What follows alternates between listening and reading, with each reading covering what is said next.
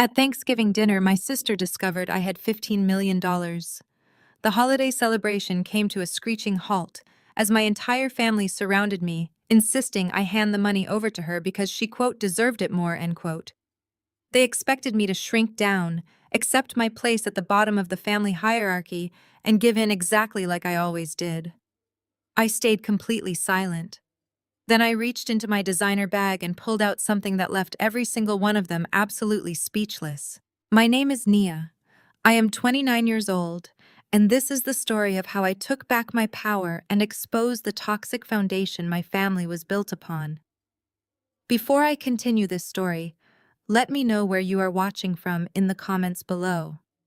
Hit like and subscribe if you have ever had to stand up to a toxic family member who severely underestimated your worth and tried to tear you down to make themselves feel taller. Growing up, our historic brownstone in Atlanta was the center of our universe. My parents, Marcus and Valerie, prided themselves on projecting the absolute perfect image of Black excellence to our community. They hosted lavish parties, attended every prominent church event, and ensured that everyone saw us as the flawless, successful family. But behind those heavy carved oak doors, the reality was entirely different. My older sister, Chloe, was the undeniable golden child, the one whose every minor achievement was celebrated with grand gestures. I, on the other hand, was the designated disappointment. No matter how hard I worked, my efforts were always met with critical eyes and dismissive sighs. This Thanksgiving was supposed to be a simple, joyful family cookout. I arrived at the brownstone carrying a large steaming tray of my signature baked macaroni and cheese.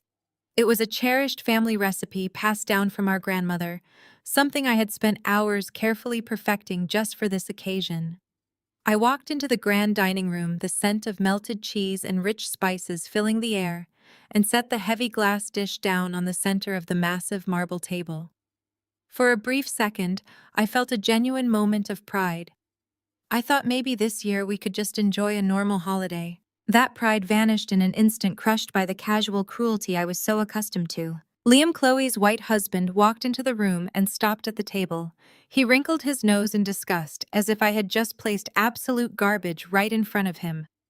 With a loud, exaggerated scrape that echoed off the high ceilings, he pushed my glass dish away, sliding it to the very edge of the marble table, where it nearly tipped over and crashed to the floor. He let out a harsh, condescending laugh and looked around the room to make sure he had an audience. "Nia, did you seriously buy these cheap ingredients at some discount grocery store?" he asked, his voice booming loud enough for the entire living room to hear. You know Chloe's stomach is incredibly sensitive lately.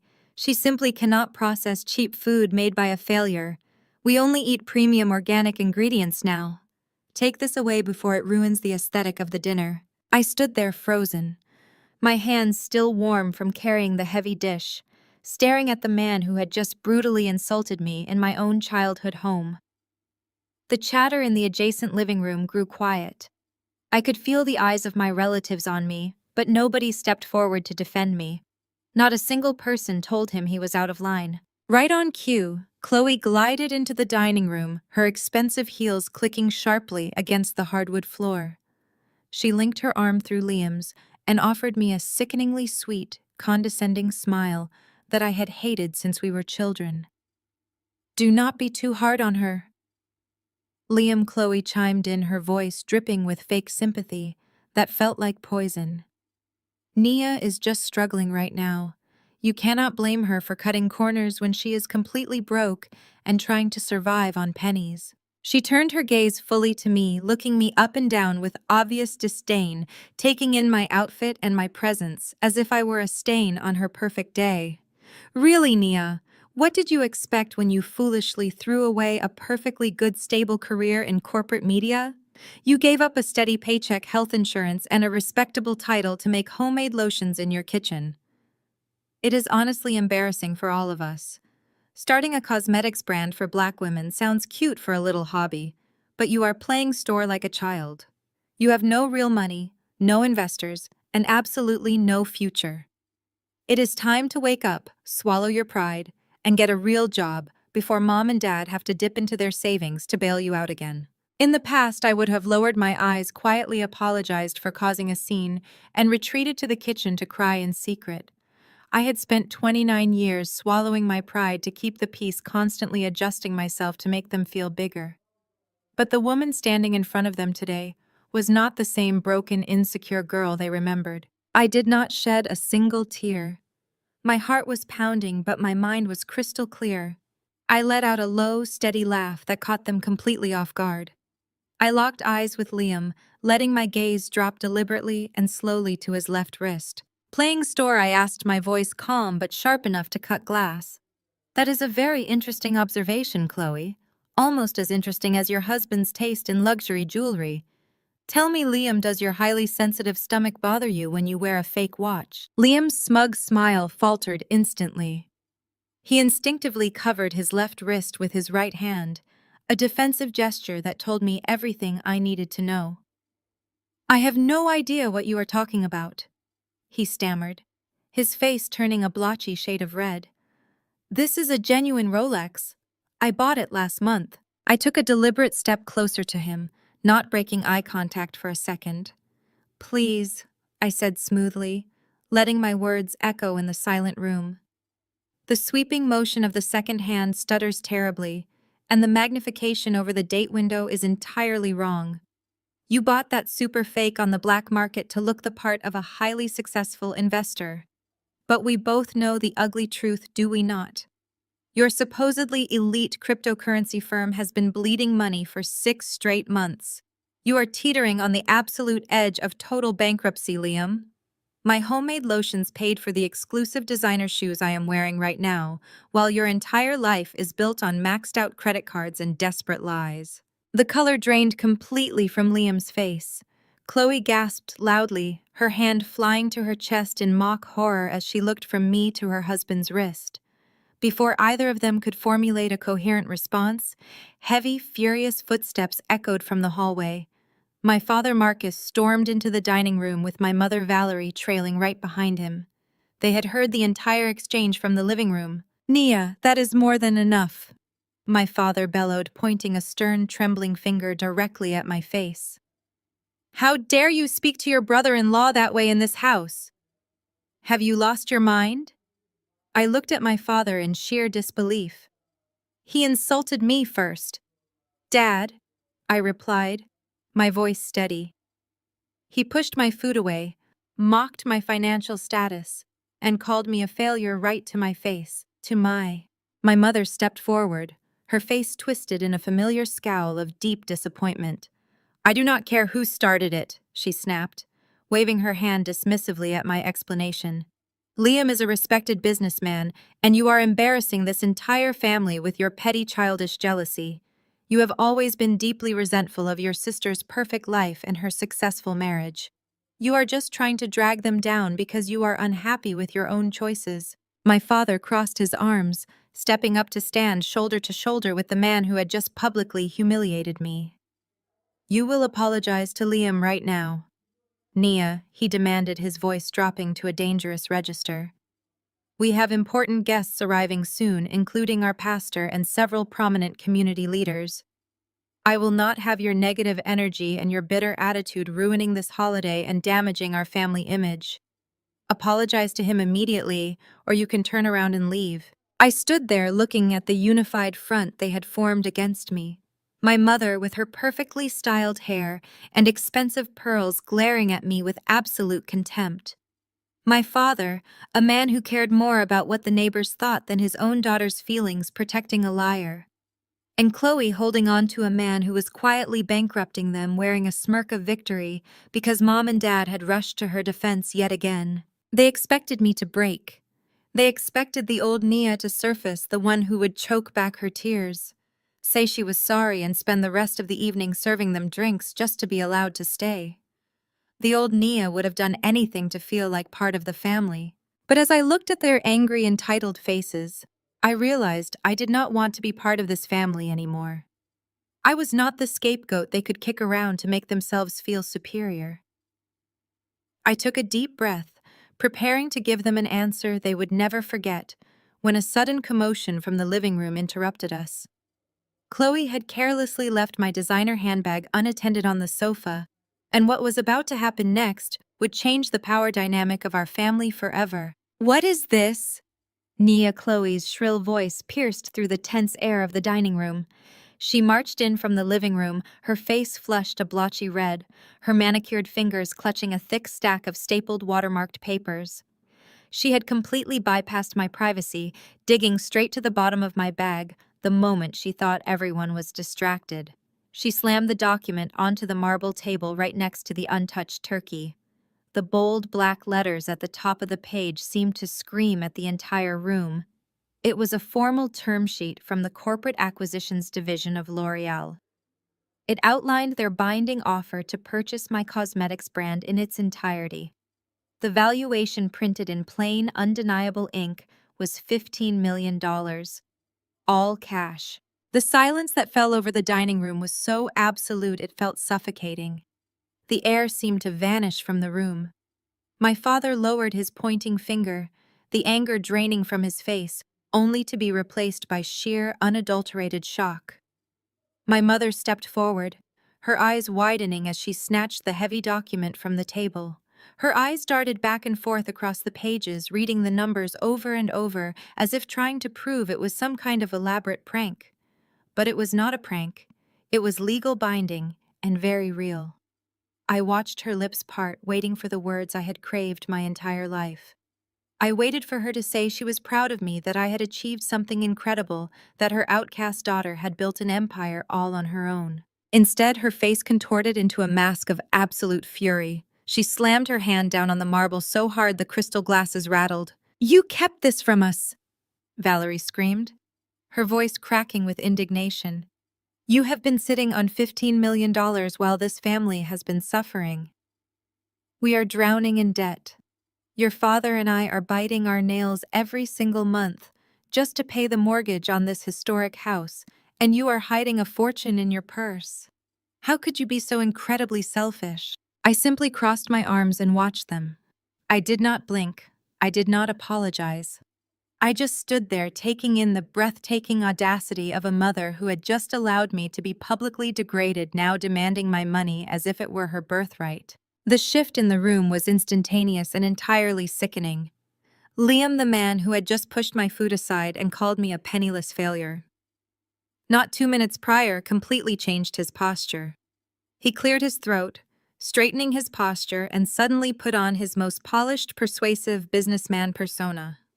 The disdain completely vanished from his eyes, replaced by a hungry, desperate greed. "Nia, let us all take a deep breath here," Liam said, his voice suddenly smooth and reasonable. "Let us look at the bigger picture. You have done incredibly well for yourself, and we are all very impressed. But this kind of money brings enormous responsibility. It is about protecting Black generational wealth. You cannot just leave that kind of capital sitting uninvested. My crypto fund is experiencing a temporary liquidity crisis. If you transfer just $5 million into my firm by Monday morning, we can stabilize the accounts. You would be saving the family business. It is your duty to keep this wealth inside the family ecosystem." I almost laughed out loud. The sheer hypocrisy of this man, a white man invoking the concept of Black generational wealth to manipulate a Black woman into funding his fraudulent lifestyle, was staggering. He was actually trying to frame stealing a third of my hard-earned company as a favor to the family. Before I could even respond to Liam's ridiculous demand, Chloe stepped right into my personal space. The golden child was not going to be left out of the sudden windfall. "Liam is completely right," Chloe demanded, her voice thick with entitlement. "You owe us for keeping this a secret while we were stressing over money. And since we are reallocating things, Liam and I need a new house. We are suffocating in our current place. I have your nieces to think about, Nia. They need space, a big yard, a safe neighborhood. You are single. You do not have a husband, you do not have children, and you definitely do not need $15 million all to yourself. It is only fair that you buy us that 6-bedroom mansion in Buckhead we have been looking at. I am a mother, and I deserve this money far more than you do." They stood there, an unholy trinity of greed, entitlement, and manipulation. My mother demanding my money to save her crumbling facade of high society wealth. My brother-in-law demanding $5 million to save his fraudulent business. My sister demanding a luxury mansion simply because she managed to reproduce. 10 minutes ago, I was the family embarrassment they wanted to throw out of the house. Now I was their personal ATM, their ultimate savior, and their quickest ticket to an unearned life of luxury. They did not see my years of sleepless nights, my struggles, or my relentless hard work. All they saw was a $15 million pie, and they all wanted the biggest slice. I looked at the three of them standing there with their hands literally outstretched, waiting for me to just hand over my life's work. The silence in the dining room was so heavy you could cut it with a knife. I could feel the heat in my face, the absolute sharp focus taking over my mind. A laugh bubbled up from deep inside my chest. It started small, a low chuckle that echoed off the high ceilings of the brownstone, but it quickly grew into a full, booming laugh. I laughed so hard my eyes watered. My mother physically took a step back, her face twisting in confusion. Chloe lowered her hand, looking at me like I had lost my mind. Liam shifted uncomfortably, his sales pitch smile faltering. Generational wealth, I repeated, looking directly at Liam, letting the amusement drop from my face entirely. You want to stand in my childhood home and lecture me about black generational wealth? You, a man who has done nothing but drain the resources of the black family you married into. Want to use our culture's struggles as a guilt trip to cover your bad cryptocurrency bets? That is not generational wealth, Liam. That is parasitism. You are a leech wrapped in a designer suit, and you have the absolute nerve to demand $5 million from me to fix your own incompetence. I turned my gaze to my sister and my parents, letting my eyes sweep over their shocked expressions. And you talk about family duty. You want me to buy you a mansion in Buckhead because you are a mother. You want me to act like family. Let us talk about what family means in this house. My father opened his mouth to speak, his face reddening with his usual authoritative anger. Naya, do not speak to your sister that way, he warned, but his voice lacked its usual booming confidence. I am speaking, Dad. I cut him off, my voice cracking like a whip. For 29 years I have been quiet. For 29 years I have swallowed my pride, apologized for breathing, and made myself small so Chloe could shine. Not today. Today you are all going to listen. I walked slowly around the marble table, my heels clicking against the hardwood floor, taking absolute command of the room. Let us take a trip down memory lane, shall we? Let us go back exactly 10 years. I was 18 years old. I had just graduated high school with top honors. I was holding an acceptance letter to my absolute dream university program. I had worked my entire childhood for that letter, staying up late, studying while Chloe was out partying. And when I went to ask Mom and Dad for the college fund that had been promised to me since I was a little girl, what did I find out? I stopped right in front of my mother. She looked away, suddenly unable to meet my eyes. I found out the account was empty, drained to the absolute last penny. And why? Because Chloe needed a custom designer gown for her wedding. Because Chloe needed imported white orchids and a 10-tier cake for her lavish country club reception. Because Liam needed a $100,000 seed investment for a tech startup that failed within 6 months. My education, my future, my entire life was liquidated to fund a single day of partying for the golden child and to prop up a man who has never held a real job. But you said you wanted to take out loans, my mother stammered, trying to rewrite history exactly as she always did. You said you wanted to be independent. Do not lie to me, I snapped, stepping closer. You told me I needed to figure it out. You sat me down in this very room and told me that the family business was going through a tough time and that I needed to be smart and resourceful. Which was just your manipulative way of saying I was entirely on my own. So I figured it out. I took out crushing student loans with double-digit interest rates that felt like a boulder on my chest. I worked 3 different night shift jobs just to afford rent and basic supplies to make my products. I looked at Chloe, who was now gripping the edge of the table, her face pale.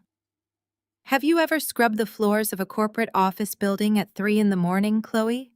Have you ever cleaned public toilets until your hands bled from the industrial bleach, knowing you had an 8 in the morning lecture the next day? I did. I walked 2 miles in the freezing rain between my shift at the diner and my shift at the cleaning company because I could not afford a $2 bus fare. I ate instant ramen noodles for 4 straight years. I watched my hair fall out from stress and malnutrition.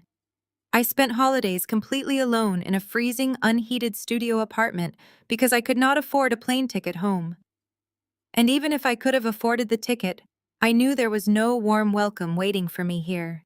The dining room was dead silent. The only sound was the heavy breathing of my parents. I pointed a trembling finger at my sister. While I was literally starving, you were driving the brand new luxury SUV Mom and Dad bought you as a wedding present. While I was taking out payday loans just to buy raw ingredients for my cosmetics, Dad was writing Liam another check to cover his credit card debt. You all watched me drown. You stood on the shore holding all the life preservers, and you watched me gasp for air. And not a single one of you reached out a hand. My father crossed his arms, trying to regain his position of authority. We provided a roof over your head for 18 years, Nia. We fed you. We clothed you. You are acting as if we abused you. You are our daughter, and families help each other when times get tough. We are asking for your help now. Help? I echoed, shaking my head in pure disbelief. You are not asking for help, Dad. You are demanding a bailout for your own poor choices. You chose to fund Liam's extravagant lifestyle to keep up appearances at your country club. You chose to project an image of black excellence to your neighbors while secretly taking out second mortgages. You bankrupted this family on your own, and now you want me to hand over the reward for my suffering to fix your pride. Liam scoffed, mirroring my father's defensive stance. You are being completely unreasonable. 5 million is a fraction of what you are getting. You will still have 10 million left. You cannot possibly spend that much money on your own. It is selfish to hoard it when we can put it to work in the market. I turned to Liam, feeling a cold smile stretch across my face. Put it to work in the market, like you did with the $100,000 my parents gave you, or the $50,000 you borrowed from your friends last year. You do not want to invest my money, Liam. You want to use it to pay off the angry creditors who are threatening to seize your assets. You want my money to hide the fact that you are a complete and utter fraud. You have never built anything in your life. You just consume what other people create. Then I looked at Chloe, who was staring at the term sheet, as if she could materialize the money through sheer willpower. And you, Chloe, you want a 6-bedroom mansion because you think giving birth somehow makes you royalty. You have never worked a day in your life. You went straight from living off Mom and Dad to living off a husband who is secretly bankrupt. You want me to buy you a house?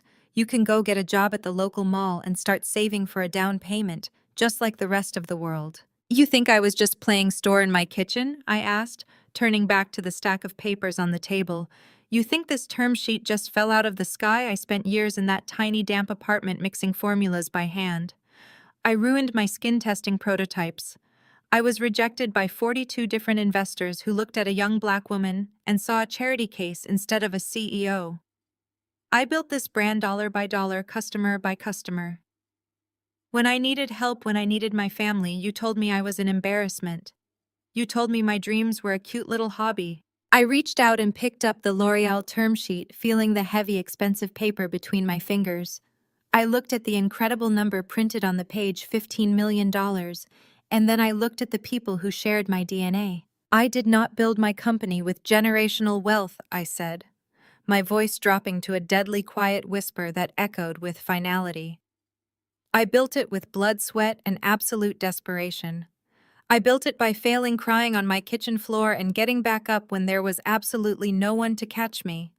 I built my empire from the ashes you left behind.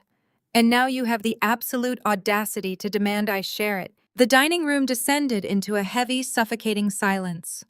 The only sound was the rhythmic, mocking ticking of the antique grandfather clock in the hallway. I watched the faces of the people who were supposed to be my family.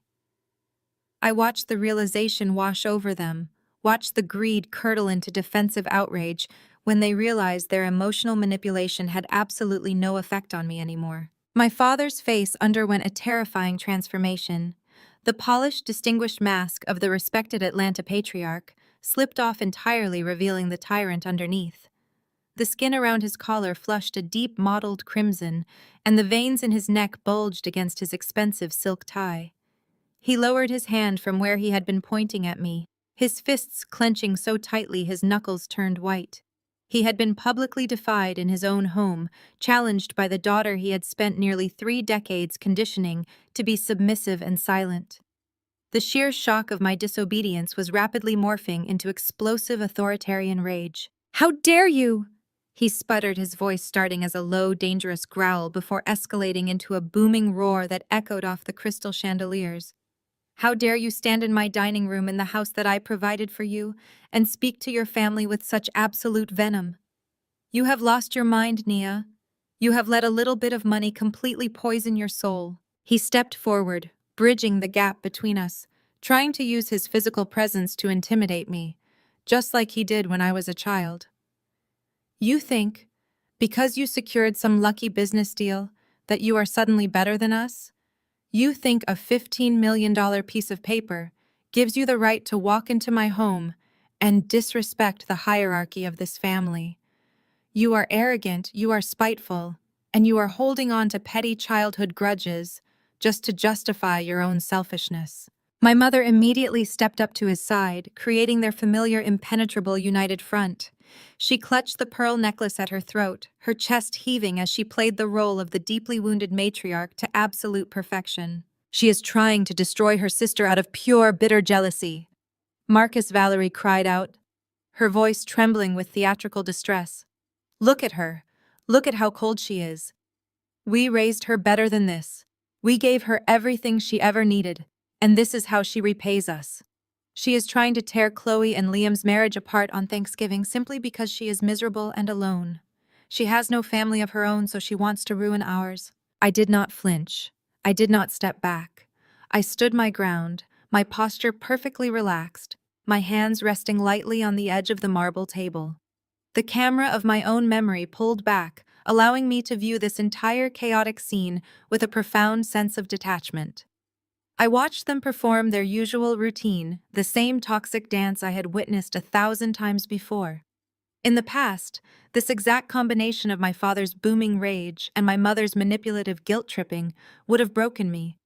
It would have sent me spiraling into panic, making me question my own sanity, forcing me to apologize just to make the screaming stop. But as I looked at them now, I felt absolutely nothing but a cold, clinical pity. I saw them for exactly what they were. They were not powerful, commanding figures. They were desperate, financially ruined people throwing a temper tantrum because their designated scapegoat had suddenly grown teeth and refused to be sacrificed for their comfort. Behind my parents, Chloe leaned her head against Liam's shoulder. She wore a look of extreme smug satisfaction. She was safely tucked away behind our parents' defensive shield, watching her mother and father go to war for her exactly as they always did. She gave Liam a knowing look, a subtle nod that silently communicated her victory. She genuinely believed that Dad was about to put me in my place, that he was about to exert his absolute authority and force me to submit to their financial demands. My father took another step closer to me, his chest puffed out, utilizing the ultimate weapon in his patriarchal arsenal. It was the trump card he had held over my head since I was a teenager, the invisible leash he used to control every major decision in my life. He used the threat of financial ruin and familial excommunication to keep everyone in line, and he clearly believed it would work one final time. "You listen to me, Nia, and you listen to me very carefully," Marcus thundered, pointing a trembling, furious finger directly an inch from my nose. "I am the head of this family. I built our reputation in this city from the ground up. I provided the foundation that allowed you to even dream of having a successful life. And if you think you can walk in here, insult your mother, degrade your sister, and humiliate your brother-in-law without severe permanent consequences, you are sorely mistaken." He gestured wildly around the grand dining room, sweeping his arm to encompass the expensive mahogany trim, the imported rugs, and the towering ceilings. Look around you. This historic brownstone is the crown jewel of our family. It is a $3 million estate in the most exclusive neighborhood in Atlanta. It is a symbol of everything the Wilson family stands for. It represents our excellence, our unity, and our legacy. It is the physical embodiment of our generational wealth. He paused, letting his words hang in the air, waiting for me to show a sign of fear. When my expression remained completely stoic, his eyes narrowed into dark, hateful slits. "Since you clearly have no respect for this family," he declared, his voice dropping into a deadly finalized register, "you will no longer be a part of it. I am calling my attorney first thing tomorrow morning. I am instructing him to completely and irreversibly restructure my entire estate plan. I am writing you out of the will tonight, Nia. You will not see a single dime of my money. You will not inherit a single piece of my property." Valerie gasped softly, putting a hand over her mouth, as if she was shocked by his declaration, though I knew she fully supported it. Chloe's smug smile widened just a fraction. This was exactly what she wanted. She wanted to be the sole heir, the only recognized child. "This house, our investment portfolios, the entire Wilson estate will go exclusively to Chloe and Liam." My father continued, his voice dripping with venomous satisfaction as he delivered his ultimate punishment. "They are the only ones who understand the value of family loyalty. They are the only ones who respect the sacrifices I have made. You are officially cut off. You are disinherited. You are no longer recognized as a member of this household." He took a deep breath, his chest rising and falling heavily as he delivered his final command.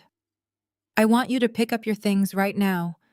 I want you to turn around, walk out that front door, and never step foot on my property ever again. You are dead to this family, Nia. Get out of my house." The silence returned heavier and darker than before. My parents stood shoulder to shoulder, glaring at me with absolute contempt, waiting for my inevitable breakdown. They waited for the tears to fall.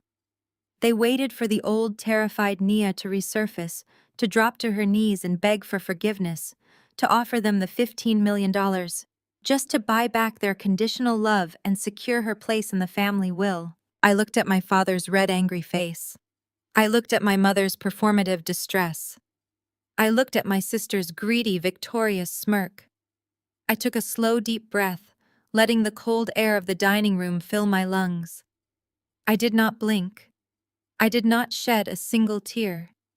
Instead, a genuine, radiant smile slowly spread across my face. I reached down and calmly unclasped the gold hardware of my designer bag. "You cannot write me out of this house, Dad." My father let out a harsh, dismissive scoff, adjusting the cuffs of his tailored shirt, as if my defiance was nothing more than a childish tantrum. He looked down his nose at me, his chest puffed out with the arrogant certainty of a man who firmly believed he held the absolute power in the room. He genuinely thought my statement was a metaphor, a pathetic last stand from a daughter who refused to accept her punishment. I did not break eye contact with him as I reached deep into the luxurious interior of my handbag. My fingers bypassed my wallet and my keys, wrapping around a thick, heavy manila envelope I had been carrying around for exactly 3 weeks. The paper was crisp, pristine, and carried a weight that went far beyond its physical mass. I pulled it out slowly, letting the bright overhead light catch the official, deeply embossed red seal stamped in the upper right corner. Without a word, I tossed the thick envelope onto the center of the dining table. It landed with a heavy, definitive smack directly on top of the beautifully glazed, untouched Thanksgiving turkey, splattering a few drops of dark gravy onto the pristine white tablecloth. My mother shrieked at the disrespect to her perfect table setting, her hands flying to her pearl necklace. "What is wrong with you?" she demanded, reaching forward to snatch the envelope off the meat. "You are ruining the dinner." I ignored her, keeping my gaze locked on my father. "Go ahead, Dad," I said, my voice completely devoid of the anger and panic that had gripped the room just moments before. I sounded cold, clinical, and completely in control. "Open it. Read it aloud for the family. Let everyone hear exactly what kind of generational wealth you are planning to disinherit me from." My father glared at me, his jaw set in a hard line, but his eyes flicked down to the envelope in my mother's hands. He recognized the deep red ink of the Fulton County Superior Court seal immediately. I watched the color rapidly drain from his face, leaving his cheeks a pale, sickly shade of gray. The booming, tyrannical patriarch who had just been threatening to banish me from his kingdom suddenly looked like a cornered animal. He swallowed hard, his Adam's apple bobbing, and he made no move to take the envelope from my mother. When he refused to act, my mother ripped the seal open herself, her manicured nails tearing through the heavy paper. She pulled out the thick stack of legal documents. As her eyes darted across the bold black text on the first page, her hands began to tremble violently. The papers shook so hard they rustled audibly in the dead silence of the dining room. Notice of final foreclosure and transfer of deed. My mother read her voice barely a breathy whisper. She looked up, her eyes wide with a frantic, uncomprehending terror. "Marcus, what is this? What does this mean?" My father said nothing. He stared at the floor, the absolute picture of a defeated, broken man. "Since the head of the family seems to have lost his voice, I will gladly explain it," I announced, taking a slow, deliberate step around the table until I was standing at the head of it, effectively taking his place. 6 months ago, the bank finally ran out of patience. You can only ignore past due notices for so long before the creditors come to collect. I turned my attention to Liam, whose smug, opportunistic face had suddenly morphed into a mask of pure panic.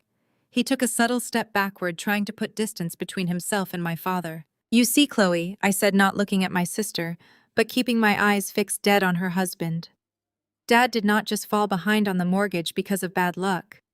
He fell behind because he took out a massive secondary loan against the equity of this historic $3 million brownstone. He leveraged the very roof over his family's head to hand a massive lump sum of cash to a man who promised him guaranteed sky-high returns on a speculative cryptocurrency exchange. Chloe gasped, dropping her hold on Liam's arm. She looked at her husband, then at our father, her face contorting with a sudden dawning horror. "Liam, is that true?" she demanded, her voice shrill. "Did you take Dad's money?" Liam held up his hands defensively, his face sweating profusely. "The market was volatile, Chloe. I told Marcus there were risks. It was a liquidity issue, not a total loss. We just needed more time to let the assets mature." "Time," I barked, cutting through his pathetic corporate jargon. "You did not need time, Liam. You needed a miracle to save you from your own staggering incompetence. You gambled away my parents' home on a digital Ponzi scheme, and when the margins collapsed, you left them holding the bag. You bankrupted the family business, you drained their retirement accounts, and you ultimately cost them the deed to this house." I turned my focus back to my mother, who was now clutching the edge of the dining table as if she might collapse. Her perfect high society facade was crumbling into dust right before my eyes. "You knew, did you not, Mom?" I asked, my voice dropping to a harsh whisper. "You knew the bank was threatening to seize the property. You knew you were 6 months behind on payments. But instead of downsizing, instead of admitting the truth, you still hosted that lavish country club luncheon last month. You still bought custom floral arrangements for this dinner. You would rather drive this family straight off a financial cliff than let your wealthy neighbors suspect you were struggling. You cared more about the illusion of black excellence than the reality of your own survival." My mother opened her mouth to speak, to offer some kind of defense, but only a quiet, pathetic sob escaped her lips. She looked down at the foreclosure document in her hands, her tears finally spilling over and staining the heavy legal paper. When the bank finally seized the property, they put it up for public auction. I continued pacing slowly behind my father, letting my presence loom over him. They priced it for a quick, quiet liquidation to recover the outstanding debt. My father was desperate. He tried to secure private loans. He begged his wealthy friends for a bailout, but nobody was willing to throw millions of dollars into a sinking ship. He knew the house was gone. He was just waiting for the sheriff to show up with an eviction notice. My father finally looked up, his eyes bloodshot and filled with a mixture of shame and boiling anger. A private investor stepped in at the very last minute. He rasped, his voice sounding like gravel. A holding company bought the debt and purchased the deed directly from the bank.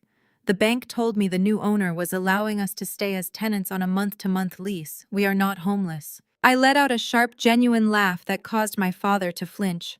Oh, Dad, you have always been so blindly confident in your own authority that you never bother to read the fine print. I walked right up to my mother and gently pulled the legal documents from her trembling hands.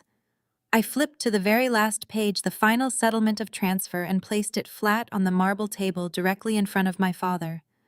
I tapped my manicured fingernail against the bold text indicating the purchasing entity. Peach State Holdings, LLC. I read aloud, making sure my voice carried to every single corner of the dining room. That is the name of the anonymous investment firm that purchased the debt, paid off the bank in full, and acquired the absolute undisputed deed to this historic property. I leaned down, placing both my hands flat on the table, bringing my face just inches from my father's. I am the sole founder, CEO, and managing member of Peach State Holdings, LLC. The silence that followed was absolute. It was the sound of an entire family hierarchy being completely violently inverted. Chloe let out a tiny stifled squeak, clapping both hands over her mouth. Liam looked as if he was going to be physically sick, his eyes darting frantically toward the front door. My mother slumped heavily into one of the velvet dining chairs, her legs completely giving out beneath her. My father stared at the signature on the LLC registration, his mouth hanging open. He looked up at me, his eyes wide, completely stripped of their former arrogance. He tried to formulate a word, a sentence, a command, but his brain simply could not process the reality of his new existence. "That investor is me," I stated, my voice echoing with absolute icy authority. "I bought this house outright with cash. I paid off the massive, humiliating debt that you incurred trying to fund Liam's fraudulent lifestyle. I own the walls, I own the roof, and I own the ground it sits on." I stood up straight, letting the full weight of my power settle over the room. "You are eating Thanksgiving dinner in my house. You are sitting at a table I bought. You are reading that document under crystal chandeliers powered by electricity that I pay for every single month. You have been living in my house as my guests for the last 6 months, and you were too arrogant to even know it." I looked down at my father, who was now trembling in his expensive suit, looking like a small, powerless old man. "So please, Dad," I said, gesturing toward the front door with a polite, mocking smile. "Go ahead and call your attorney. Call him right now. Instruct him to restructure your estate. Tell him you want to cut me out of the family legacy. I would love to see how you plan to disinherit me with a piece of scrap paper when you own absolutely nothing." My father physically staggered, the finality of my words striking him with the kinetic force of a freight train. He stumbled backward, his highly polished dress shoes slipping against the hardwood floor he no longer owned.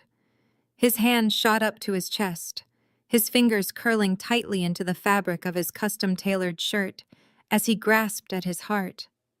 His mouth opened, pulling in rapid, shallow gasps of air, but his vocal cords refused to produce a single sound. The towering, intimidating patriarch, who had ruled this family with an iron fist for decades, was completely gone. In his place stood a broken, terrified old man who had just realized his entire kingdom was an absolute mirage. Valerie's reaction was instantaneous and entirely sickening. The haughty, aristocratic indignation melted off her face in a fraction of a second. Her knees simply gave out. She collapsed heavily into the velvet dining chair, her hands trembling violently as they flew to her face. She let out a series of high-pitched, breathless sobs, her eyes darting frantically between my father and me. Then, with a speed that gave me whiplash, she lunged forward. She scrambled out of her chair, her designer skirt catching on the table leg, and desperately grabbed for my hand. "Nia, my sweet girl." Valerie cried out, her voice dripping with a sudden, desperate honey that made my stomach turn. "Nia, please. You have to listen to me. We are blood. We are your parents. You cannot possibly mean this." I looked down at her manicured fingers clutching my wrist, feeling absolutely nothing but a cold, clinical disgust. I took a sharp step backward, forcing her to drop her hold on me. "Do not touch me!" I commanded, my voice dropping the temperature in the room by 10 degrees. "And do not dare call me your sweet girl. 10 minutes ago, I was a selfish, ungrateful embarrassment who needed to be thrown out onto the street. You literally cheered when Dad threatened to disinherit me. Now that you realize I am your landlord, suddenly I am your beloved daughter. Your love is not just conditional, Mom. It is for sale, and the price tag is absolutely disgusting." Valerie let out a wounded wail, clasping her hands together in a prayerful gesture.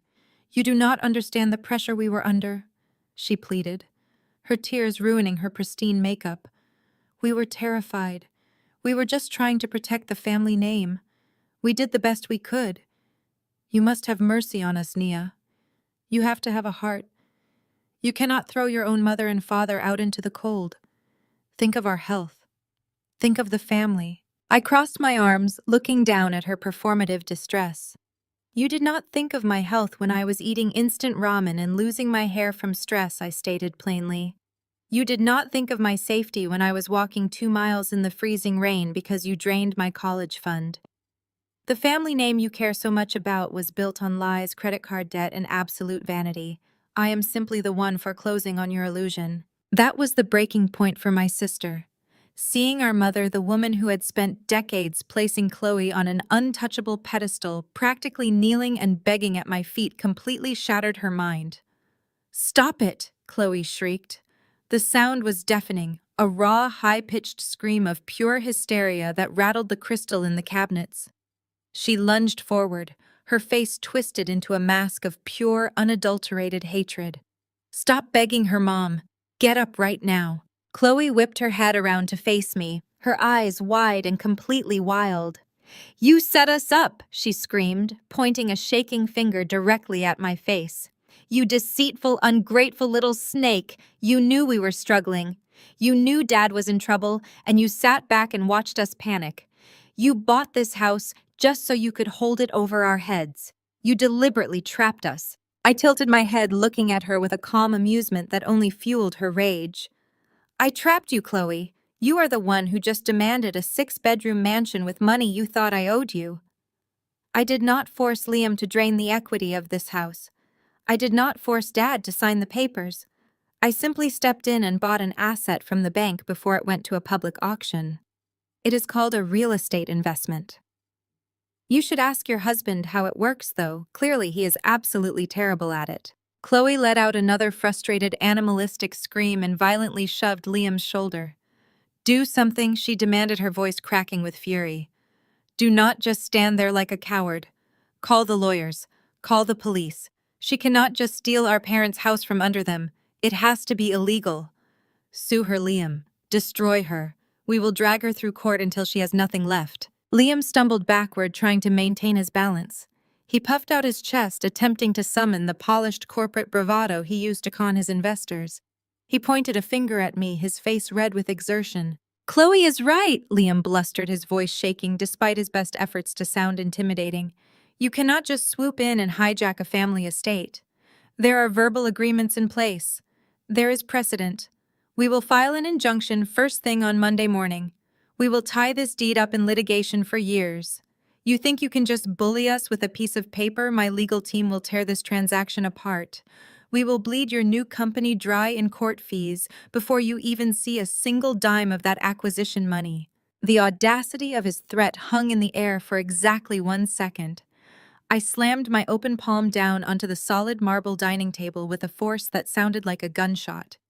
The crystal water glasses toppled over, shattering into pieces and sending ice water spilling across the pristine white tablecloth. The sudden violent noise instantly silenced Liam's pathetic bluster. Chloe jumped backward, her eyes wide with shock. I stepped directly into Liam's personal space, forcing him to look me in the eye. I was no longer the quiet, submissive girl he had patronized for years. I was a CEO, and I was entirely done playing games. "You want to talk to me about lawyers, Liam?" I asked, my voice dangerously low, practically vibrating with a decade of suppressed rage. "You want to threaten me with your legal team? Let us talk about your legal team. Let us talk about exactly what happened 7 years ago." Liam's face went entirely pale. He swallowed hard, taking a desperate step backward, but I followed him, refusing to let him escape. 7 years ago, I had just graduated. I continued, my voice sharp and relentless. I had spent 6 months drafting a comprehensive business plan, coding the back-end architecture, and designing the entire user interface for a supply chain logistics app. I brought it to this house to show my family. I made the absolute mistake of leaving my laptop open on this very table. And what did you do, Liam? He opened his mouth, stammering, trying to find an excuse, but I did not let him speak. You stole it, I stated, driving the words into his chest like nails. You downloaded my entire project. You slapped your name on my pitch deck. You took my intellectual property to your wealthy golf buddies and raised $2 million in seed funding for a product you did not even understand. And when you inevitably crashed the company into the ground because you could not write a single line of code, you blamed the architecture. You blamed the developer. You blamed me. My mother gasped softly, looking between Liam and me. She had never known the full story. None of them had. They had only known that Liam's tech venture failed, and they had readily accepted his excuse that my coding was faulty. When I found out what you did, I confronted you, I said, my voice rising in intensity, filling the entire room. I told you I was going to the investors to tell them the truth. And how did you respond? You used the money my father gave you to hire a corporate law firm. You sent me a cease and desist letter, threatening to sue me for defamation and corporate espionage. You told me that if I ever spoke a word about the app, your lawyers would bankrupt me. You told me I was a broke nobody college grad and that the courts would crush me. You ruined my reputation in the local tech scene before my career even started. Liam looked at the floor, absolutely unable to meet my gaze. His silence was a complete and utter confession. Chloe stared at her husband, her face completely blank, the reality of his cowardice finally sinking in. So do not stand in my house and threaten me with litigation, I warned, my tone absolute ice. You think you can use a lawyer to scare me into submission like you did 7 years ago? The difference is, Liam, I am no longer a broke college student. I have $15 million in liquid cash sitting in a corporate account. My legal team does not just send cease and desist letters. They represent multinational conglomerates. If you even think about filing a frivolous injunction against my property, my lawyers will not just beat you in court. They will legally and financially crush you into ashes. I took a step back, letting my eyes sweep over the four of them. The golden child, the fraudulent husband, the manipulative mother, and the broken tyrant. They were entirely stripped of their power, their secrets exposed, their leverage completely destroyed. I will be sending a formal eviction notice through my attorney on Monday morning, I announced, turning my back on the ruined Thanksgiving table. You have exactly 30 days to clear your belongings out of my property. I suggest you start packing. The silence in the dining room was so absolute it felt suffocating. The only sounds were the ragged, uneven breaths of my parents and the gentle dripping of ice water from the shattered crystal glasses onto the hardwood floor. If this were a movie, the camera would have slowly panned across the wreckage of my family. It would have captured my mother, slumped in her chair with her face buried in her hands, her perfect socialite facade completely dissolved. It would have moved to my father, his chest heaving, his eyes wide and vacant, as he stared at the foreclosure document that officially ended his reign. It would have lingered on Chloe, who was staring at her husband as if she were looking at a stranger, the horrifying reality of his 7-year-long deception finally clicking into place. And then the focus would snap directly to Liam. Liam was sweating profusely. Large beads of perspiration rolled down his forehead, soaking into the collar of his expensive designer shirt. His eyes darted wildly around the room, searching for an exit, an excuse, a lifeline. He looked like a cornered rat trapped in a maze of his own making.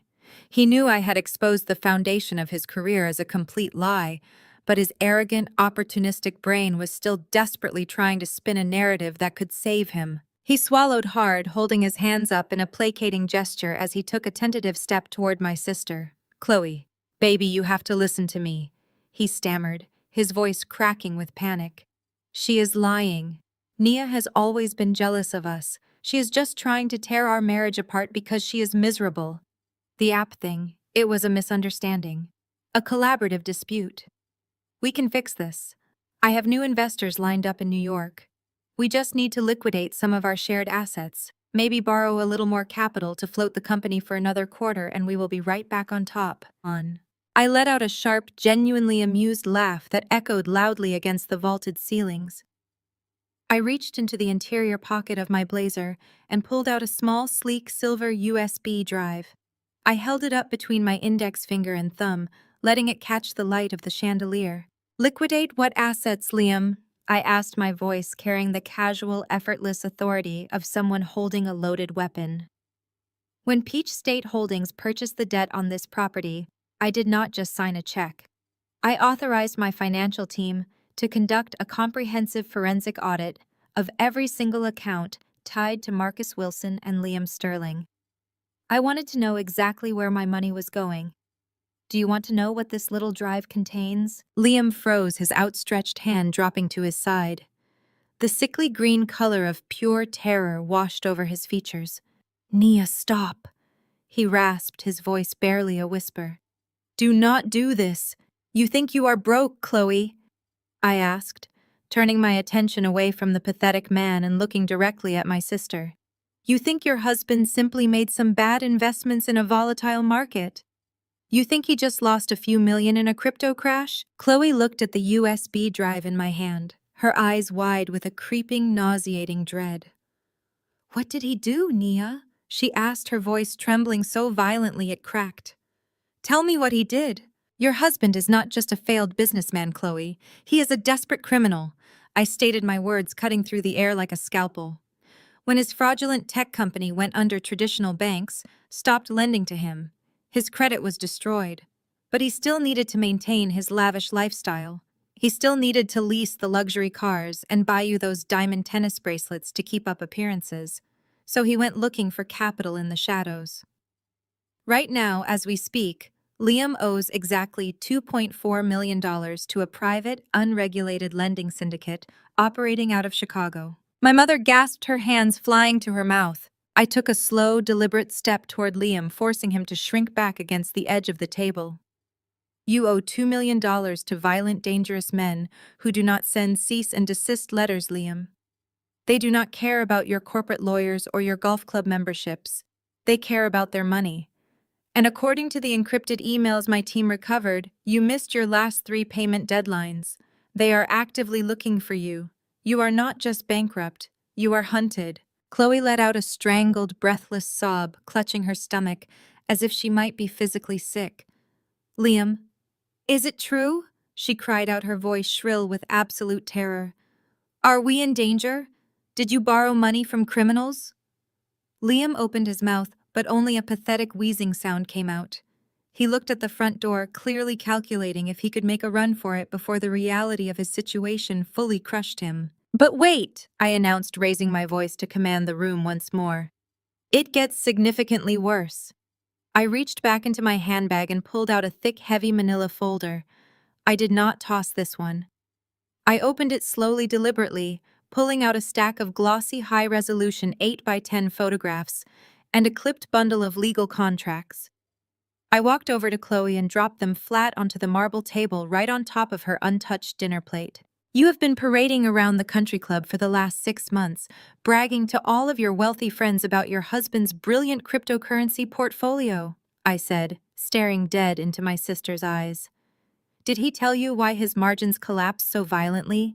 Did he give you a technical explanation for why all the money disappeared? He said it was a market correction, Chloe whispered, her eyes glued to the upside-down photographs on the table. He said the exchange was frozen. I reached out and flipped the first photograph over. It was a crystal-clear, undeniably vivid shot of Liam on the deck of a luxury yacht. He was not looking at a stock ticker or a financial report. He was passionately kissing a stunning, deeply tanned young woman in a tiny string bikini. That is not a market correction, Chloe, I said coldly. That is a 22-year-old former cocktail waitress named Madison. Chloe let out a sound that was half scream, half choke. Her hands shook violently as she reached out and grabbed the photograph. She stared at the image of her husband's hands wrapped around another woman's waist, her perfect manicured nails digging into the glossy paper until it creased. I flipped over the next photo.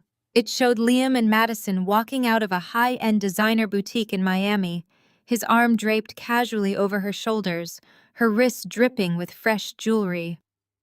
I flipped over a third. A picture of the two of them clinking champagne glasses on the balcony of a breathtaking oceanfront high-rise. And then I placed the clipped legal documents directly on top of the photos. I tapped my manicured fingernail against the highlighted closing date at the top of the page. "I want you to look very closely at the date on this property deed, Dad," I said, shifting my gaze to my father, who was staring at the documents with a growing volcanic rage. "Look at the exact day Liam purchased this $3.5 million luxury penthouse in South Beach under a blind shell company." Marcus leaned forward, his hands trembling as he read the bold print. He looked up at me, his eyes bloodshot, the realization hitting him with the force of a physical blow. "It is the exact same week you signed the secondary mortgage on this house," I confirmed, my voice echoing with brutal finality. "The massive life-ruining loan you took out to save Liam's business. The money you leveraged against your family's historic home. It never went into a cryptocurrency exchange. It never went into an investment fund. Liam wired your money directly to Florida to purchase a luxury condo outright in cash for his 22-year-old mistress." Chloe screamed. It was a primal, devastating sound that tore through the dining room. She threw the photographs directly at Liam's face, the heavy paper slicing through the air and scattering across the floor. "You disgusting lying pig!" she shrieked, launching herself at him. She beat her fists against his chest, sobbing hysterically. "You ruined our lives for a cocktail waitress. You let my parents lose their home so you could buy her a penthouse. I hate you. I hate you." Liam tried to grab her wrists, his face contorted with panic. "Chloe, please, it meant nothing. It was just stress. I was out of my mind with the debt. I can explain. It meant $3 million, Liam." I barked, my voice cutting through the chaos like a whip. "You stole my parents' legacy so you could play sugar daddy in South Beach while dodging the criminal syndicate you owe $2 million to. You are a complete fraud. You always have been." A sudden violent crash echoed through the room. My father had surged out of his chair with a burst of furious adrenaline-fueled energy. He grabbed the heavy, untouched Thanksgiving turkey from the center of the table and hurled it blindly in Liam's direction. It missed, crashing into the antique china cabinet and sending plates shattering to the floor. Marcus lunged at Liam, grabbing him by the collar of his shirt. "I gave you everything!" Marcus roared, his face purple with absolute fury. "I gave you my daughter. I gave you my money. I gave you the roof over my head. I will kill you. I will tear you apart with my bare hands." Liam shrieked in terror, desperately trying to pry my father's hands off his throat. Valerie screamed, rushing forward and grabbing my father's arm, trying to pull him back before he had a heart attack. Chloe was completely collapsed on the floor, surrounded by the photographs of her husband's infidelity, sobbing so hard she was hyperventilating. I stood at the head of the table, entirely untouched by the physical chaos unfolding in front of me. I looked down at the shattered crystal, the ruined dinner, and the absolute destruction of the people who had made my life a living hell. They had called me socially unfit. They had called me a disappointment. They had tried to banish me from their presence. And now I owned their home, I possessed their secrets, and I held their entire future in the palm of my hand.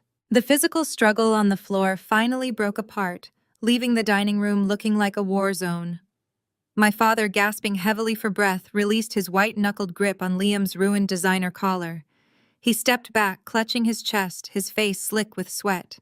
Liam scrambled backward like a frightened crab, pressing his scratched and bleeding cheek against the mahogany credenza, terrified that my father might lunge again. Chloe remained curled on the hardwood floor, completely broken. Her perfectly manicured hands were buried in her hair as she sobbed, surrounded by the scattered glossy photographs of her husband's 22-year-old mistress. The air in the room was thick with the smell of spilled wine, rich gravy, and the metallic tang of absolute panic. My mother stood trembling amidst the shattered china. Her eyes darted wildly around the wreckage of her perfect Thanksgiving dinner, taking in the absolute destruction of her family's carefully curated image. Then her gaze slowly shifted away from my weeping sister and landed directly on me. I watched a dangerous, calculating light flicker in her tear-filled eyes. She had heard the numbers. She had processed the math through her uniquely twisted, opportunistic logic. $15 million in liquid cash, $2 million in syndicate debt. Valerie stepped forward, stepping right over a photograph of Liam kissing Madison on the yacht. She clasped her hands tightly together in front of her chest, her voice taking on a sickly, desperate tone that made my skin crawl. "Nia, please," Valerie pleaded, her voice trembling with manufactured fragility. "You said these men from Chicago are hunting him. You said they are violent criminals." I stared at her, my face a mask of absolute stone. "They are," I confirmed coldly. "They are not the kind of men who send collection letters. They break legs and then they take whatever assets they can find." My mother let out a small, terrified gasp and reached back to grab my father's sleeve, pulling him forward. Marcus looked at me, his former rage suddenly extinguished by the icy reality of my words. The realization that violent criminals were actively looking for the man standing in his dining room had entirely sobered him up. "Nia, you have to help us," Valerie cried, tears spilling fresh over her cheeks. "Liam has made a terrible, unforgivable mistake. He is a fool. But he is still your sister's husband. He is the father of your niece and nephew. If these men come after him, if he goes to prison or worse, what will happen to Chloe? She will be a destitute single mother. The scandal will absolutely destroy us in high society. Our friends will never let us live this down." I blinked, genuinely stunned by the sheer, unadulterated audacity of her words. Even after everything that had just been revealed, her primary concern was still her social standing and her golden child. Marcus stepped forward, his pride completely swallowed by his mounting terror. "Your mother is right, Nia," he rasped, his voice sounding dry and hollow. "We cannot let the family name be dragged through the mud of a criminal trial. You have the capital. You just stood there and told us you have $15 million in liquid cash. Pay the debt. Clear the syndicate off our backs. It is only $2 million. You will still have more than enough left over to run your business. You can save your sister's life right now." The absolute silence that followed his demand was deafening. I looked at my mother, whose eyes were wide with desperate expectation. I looked at my father, who genuinely believed he still had the authority to direct my finances. And then I looked at Chloe, who had stopped sobbing just long enough to look up at me from the floor, a pathetic glimmer of hope shining through her tears. A wave of pure, concentrated disgust washed over me, so intense it made my hands shake. I let out a low, humorless laugh that caused Liam to flinch against the credenza. "Let me make sure I understand this perfectly," I said, my voice dropping to a dangerous, razor-sharp whisper. "You just found out that this man stole my intellectual property 7 years ago and used his lawyers to threaten and silence me. You just found out that he bankrupted your entire estate.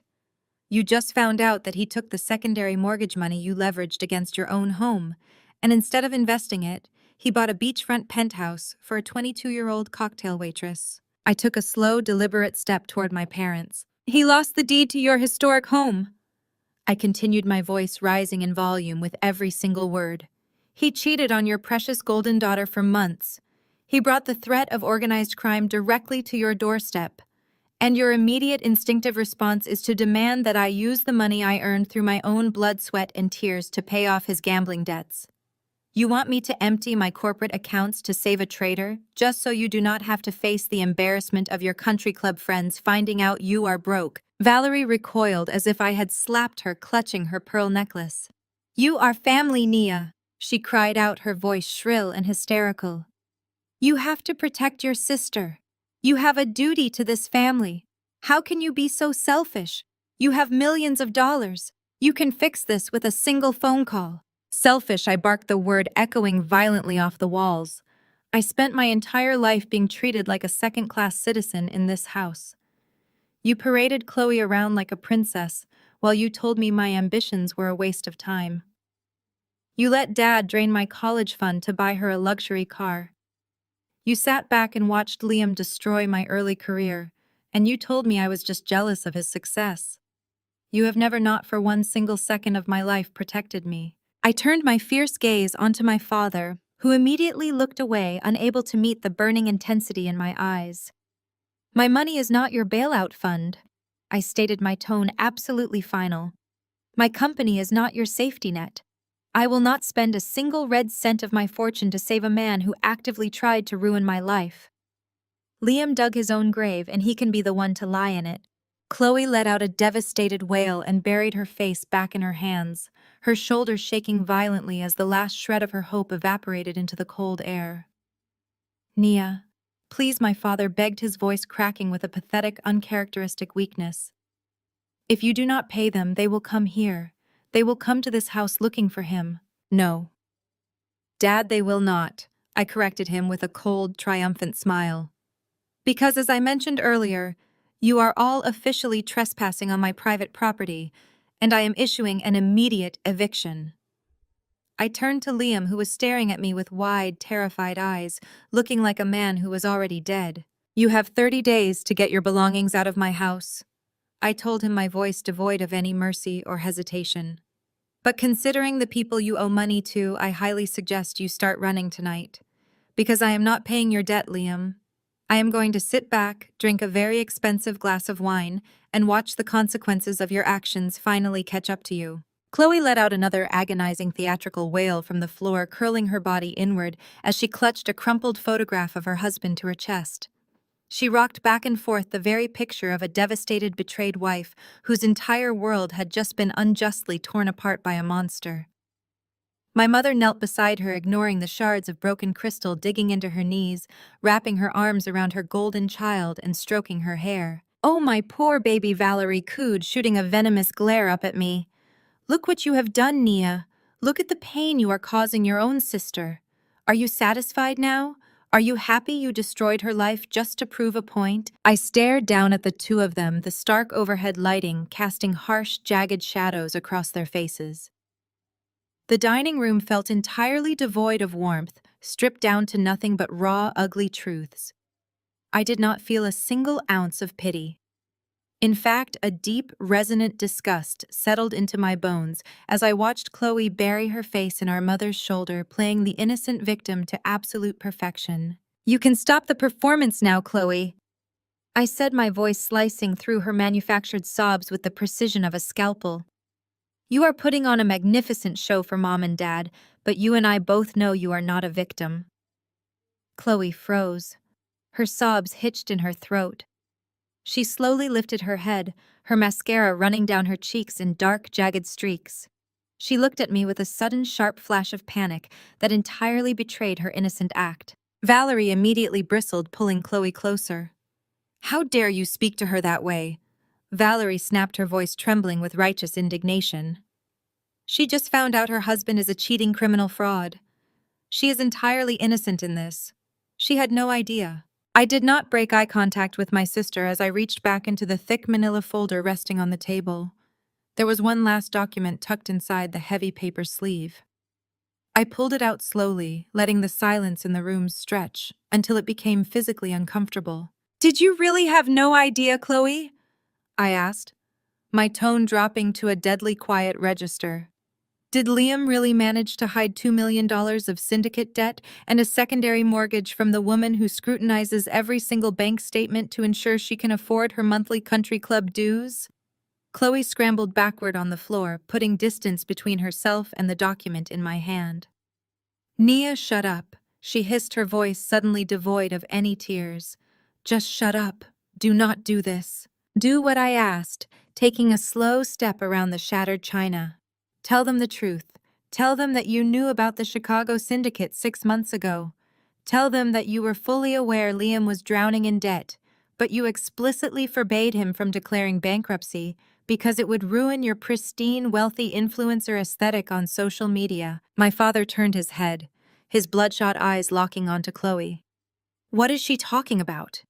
Marcus rasped, his voice sounding like dry gravel. "Chloe, did you know about the loans? She is lying?" Chloe screamed, scrambling to her feet and pointing a shaking finger at me. "She is just trying to make me look bad. Liam lied to me. He hid everything." Liam, who was still pinned against the mahogany credenza, let out a harsh, bitter bark of laughter. He wiped the blood from his scratched cheek and glared at his wife with pure malice.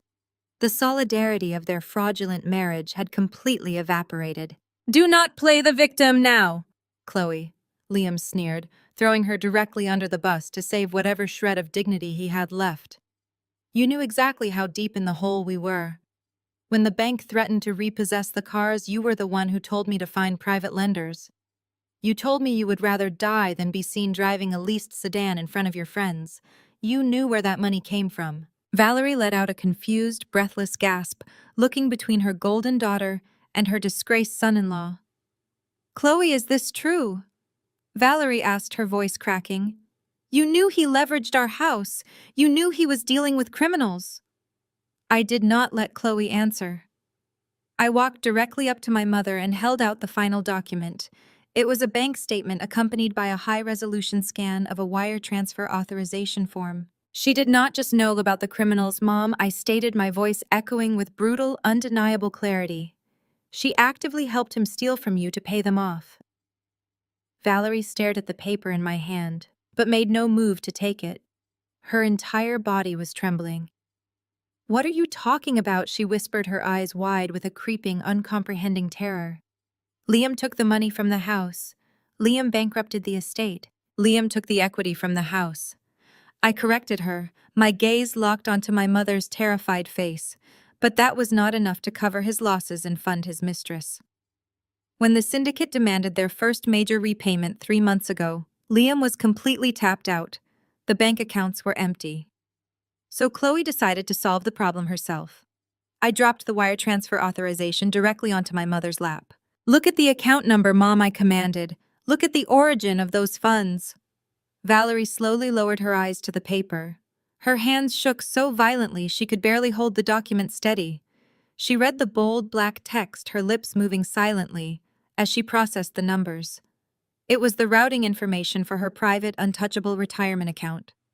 The one she had built over 40 years separate from my father's business assets. $500,000, I read aloud, making sure my father heard every single syllable. A clean, even $500,000 transferred out of a high-yield retirement fund and wired directly to an offshore shell account controlled by the Chicago syndicate. Valerie gasped, clutching her chest. No, she whimpered, shaking her head in frantic denial. No, I never authorized this. I never signed a transfer. The bank would never release those funds without my signature. I leaned down, placing my finger directly on the bottom right corner of the document. Look at the signature, Mom. Valerie stared at the blue ink scrawled across the authorization line. It looked exactly like her elegant looping cursive. To a bank teller, it was a perfect match. But to a mother, to a family member who knew the subtle slants and pressures of that handwriting, the truth was glaringly obvious. That is your signature, I said, my voice dropping to a harsh whisper. But you did not sign it, did you?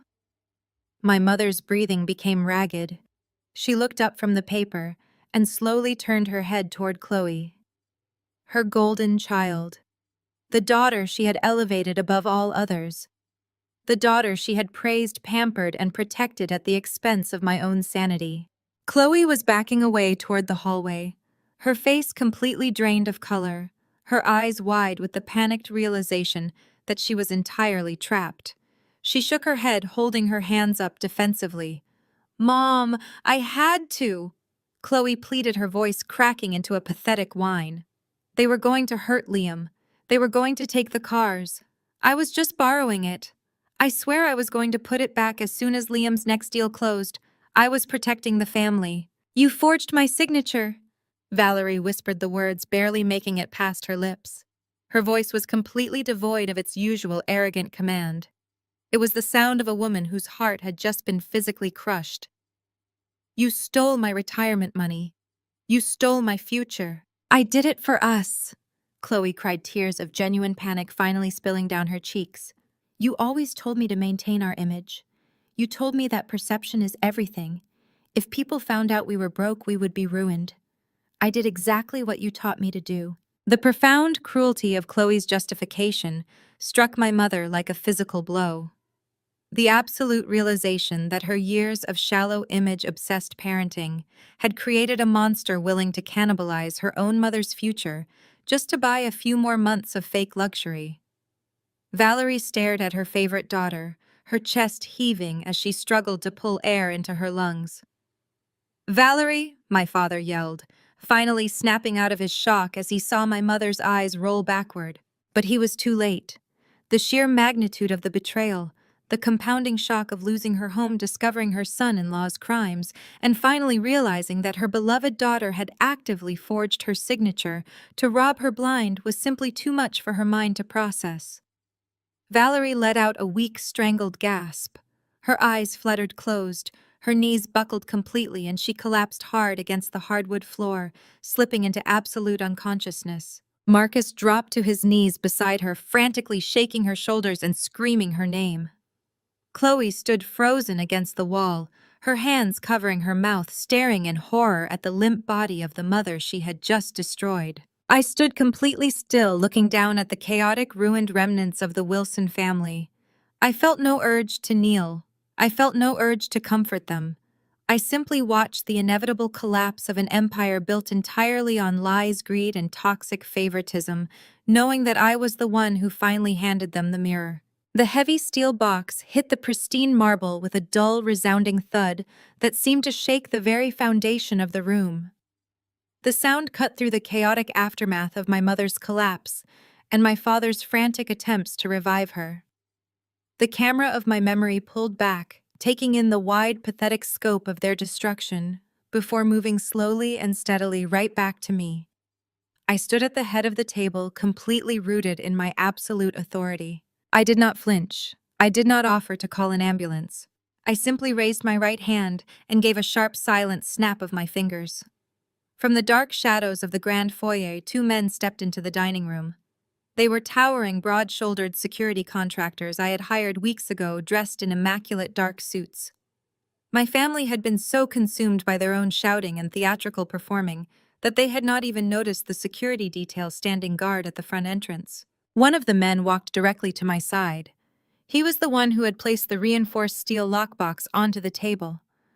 My father looked up from my mother's unconscious body, his eyes wide and uncomprehending.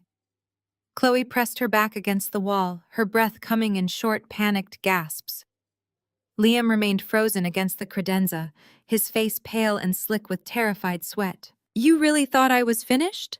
I asked, my voice carrying the steady, resonant calm of an executioner delivering the final verdict. "You thought evicting you and exposing your miserable infidelities was the end of this transaction."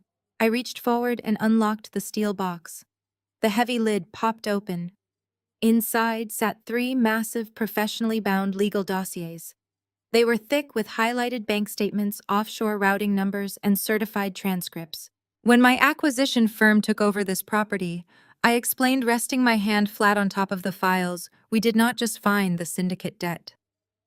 My forensic accounting team spent the last month tracing every single dollar that moved through Liam Sterling's failed company, as well as the personal joint accounts held by Liam and Chloe Sterling. We traced the fraudulent loans. We traced the shell company in Florida. We traced the money you funneled through crypto exchanges to hide it from your domestic creditors. I pulled out the first thick dossier and dropped it onto the table. "This is the complete record of your wire fraud," I stated, looking directly at Liam. "You crossed state lines to purchase property with fraudulently obtained funds. You falsified corporate earnings reports to secure secondary bridge loans from private investors." I pulled out the second dossier and dropped it heavily next to the first. "This is the documentation of your federal tax evasion." I continued, shifting my gaze to my sister, who looked as if she might violently throw up. "You signed joint returns for the past 4 years, Chloe. You knowingly claimed massive corporate losses while simultaneously hiding millions in unreported income and luxury assets. You actively participated in a conspiracy to defraud the federal government." And finally, I pulled out the third folder. It was thinner, but infinitely more damning. "And this," I said, tapping the heavy paper, "is the undeniable proof of Chloe forging our mother's signature to steal $500,000. It includes the IP address logs from the computer used to authorize the transfer, which happens to match the IP address of your own home network." The color drained completely from Liam's face. The mob was a terrifying problem, but they were a problem he foolishly thought he could run away from. The federal government, however, was an entirely different beast. Federal prison meant the absolute end of his life. It meant jumpsuits, concrete cells, and decades behind bars with no possibility of parole. "These dossiers are not for my personal amusement," I announced, stepping back and gesturing to the metal box. "My corporate legal team has spent the entire weekend preparing them. On Monday morning at exactly 8 o'clock, multiple couriers will deliver these exact files to the regional director of the Federal Bureau of Investigation, the White Collar Crime Division, and the Criminal Investigation Unit of the Internal Revenue Service." Chloe dropped to her knees. Her legs simply gave out. She clasped her hands together in a prayerful, desperate gesture. "Nia, no!" she wailed, her voice tearing from her throat in a raw, animalistic screech. "Please, I will do anything. I will work for you. I will clean your house. Do not send me to prison. Please, Nia, I am your sister." I looked down at her, feeling absolutely nothing. "You ceased being my sister the day you decided my life was worth sacrificing for your aesthetic," I replied coldly. "You made your choices. Now you get to live with the federal consequences." Something inside Liam completely snapped. The polished, manipulative con artist evaporated, leaving behind nothing but a cornered, desperate animal. He let out a furious, guttural roar, his eyes locked onto the steel box. In his panicked mind, destroying those files was his only chance at survival. He lunged forward with a sudden, explosive burst of speed. His hands reached out, his fingers clawing frantically through the air toward the dossiers on the marble table. He never even made it halfway. My security contractors reacted with terrifying, instantaneous precision. The bodyguard standing to my left stepped forward, intercepting Liam's charge effortlessly. He grabbed Liam by the back of his expensive designer jacket and the scruff of his neck. With a single brutal twist of leverage, the bodyguard completely overpowered him. Liam let out a sharp cry of pain as his arms were violently wrenched behind his back. The second bodyguard stepped in, grabbing Liam's shoulders and forcing him downward. They slammed him directly onto the dining table. Liam's face hit the table with a sickening smack. But he did not just hit the marble. The bodyguards pinned him face first, right into the center of the ruined Thanksgiving spread. His cheek and nose smashed directly into the massive, greasy tray holding the remnants of the roasted turkey. Thick brown gravy splashed across his face, soaking into his hair and ruining his custom-tailored collar. Cranberry sauce and stuffing smeared across his forehead as he thrashed wildly against the unrelenting grip of the two massive men holding him down. "Get off me!" Liam muffled into the turkey carcass, his voice bubbling through a mouthful of grease and gravy. "Let me go! I will kill you! Let me go!" "Hold him there," I commanded calmly, my voice steady and unwavering. The bodyguards applied more pressure, driving Liam's face deeper into the ruined dinner. He kicked his legs, his polished dress shoes slipping uselessly against the hardwood floor, but he was entirely trapped. He was completely pinned down, humiliated, and reduced to a thrashing, gravy-covered mess in the center of the home he had tried to steal.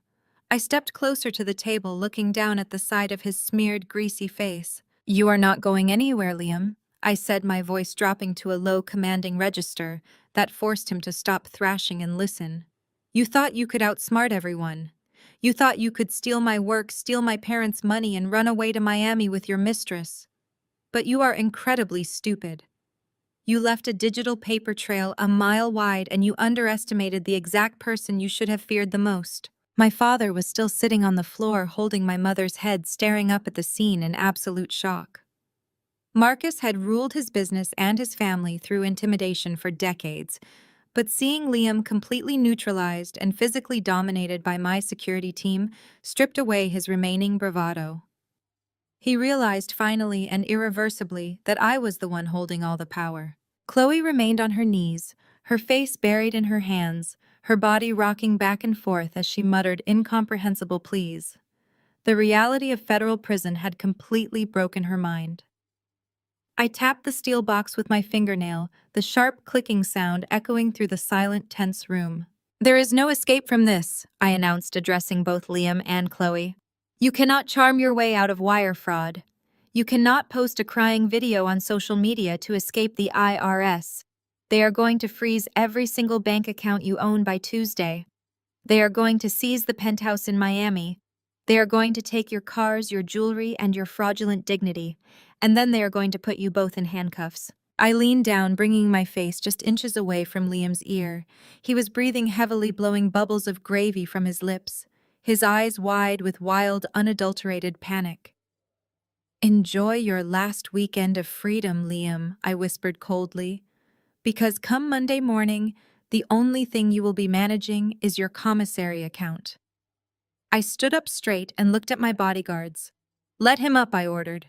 They immediately released their grip and stepped back, their faces completely impassive. Liam gasped for air, pushing himself off the table. He stumbled backward, slipping on the spilled ice water. His face was a horrific, humiliating mask of turkey grease, mashed potatoes, and brown gravy. He wiped frantically at his eyes, smearing the mess further into his hair. He looked absolutely pathetic. "Get out of my house," I commanded, pointing a rigid finger directly at the front door. "All of you. Take your unconscious mother, grab your coats, and get off my property right now. If any of you are still inside this house in 5 minutes, my security team will drag you out to the curb and leave you in the driveway." "Wait," I said, my voice cutting through the heavy, suffocating air of the dining room like a crack of a whip. Liam froze mid-step, his gravy-soaked dress shoes slipping on the polished hardwood. He had been practically crawling toward the grand archway of the foyer, desperate to escape the room, to escape me. At my command, the two massive security contractors instantly stepped sideways, forming an impenetrable wall of muscle and dark fabric right across his only exit. Liam flinched, shrinking back against the ruined mahogany credenza, his breath rattling in his chest. I took my time crossing the room. Every step I took resonated with a slow, deliberate click of my heels against the floorboards. The sound was deafening in the absolute silence of the house. My father remained completely paralyzed beside my unconscious mother. Chloe was still on her knees, her tear-streaked face staring blankly at the floor. The power dynamic in the room had entirely shifted, settling permanently and squarely onto my shoulders. I was no longer the outcast daughter. I was the executioner. I stopped directly in front of Liam. He was a pathetic, wretched sight. His expensive designer shirt was stained brown with turkey grease. His perfectly styled hair was matted to his forehead, and a thin line of blood trickled from a scratch on his cheek where the crystal had caught him. He looked up at me, his eyes wide and completely stripped of the arrogant, condescending light that had defined his entire existence.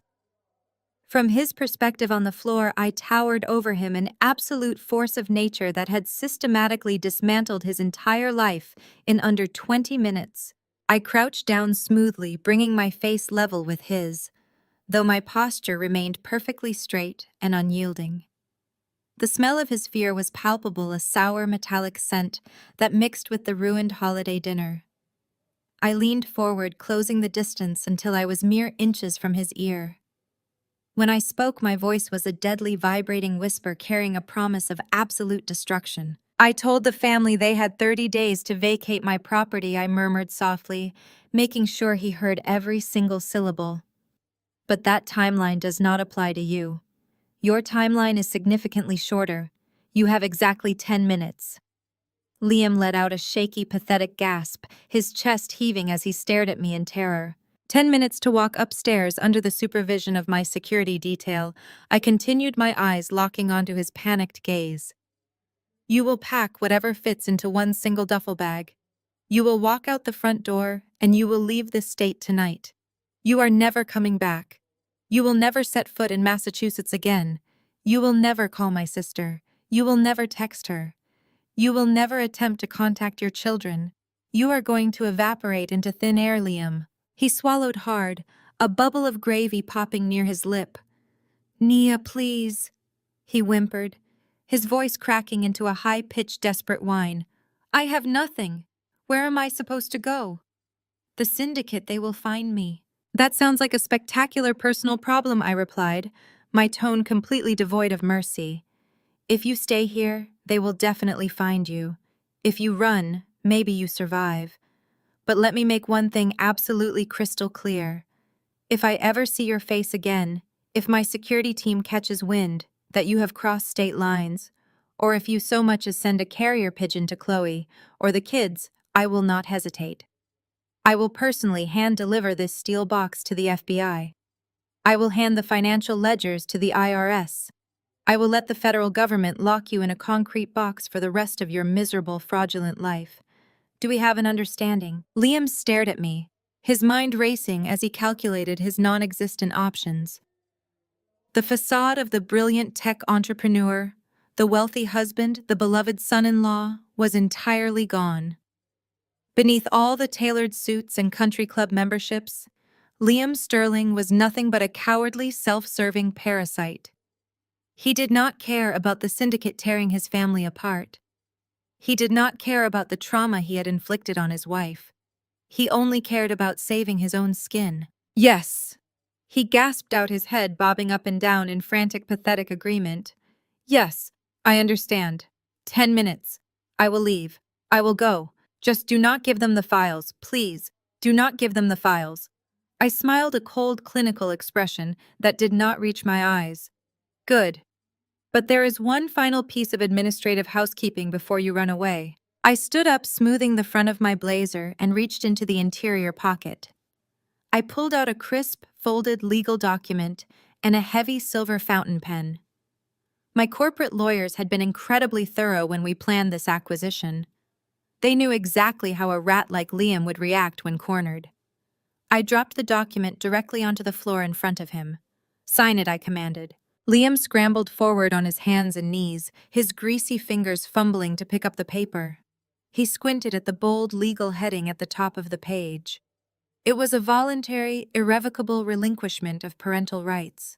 It effectively stripped him of any legal claim, custody, or visitation rights to his niece and nephew. It severed his legal ties to his children completely and permanently. A normal father, even a flawed one, would have hesitated.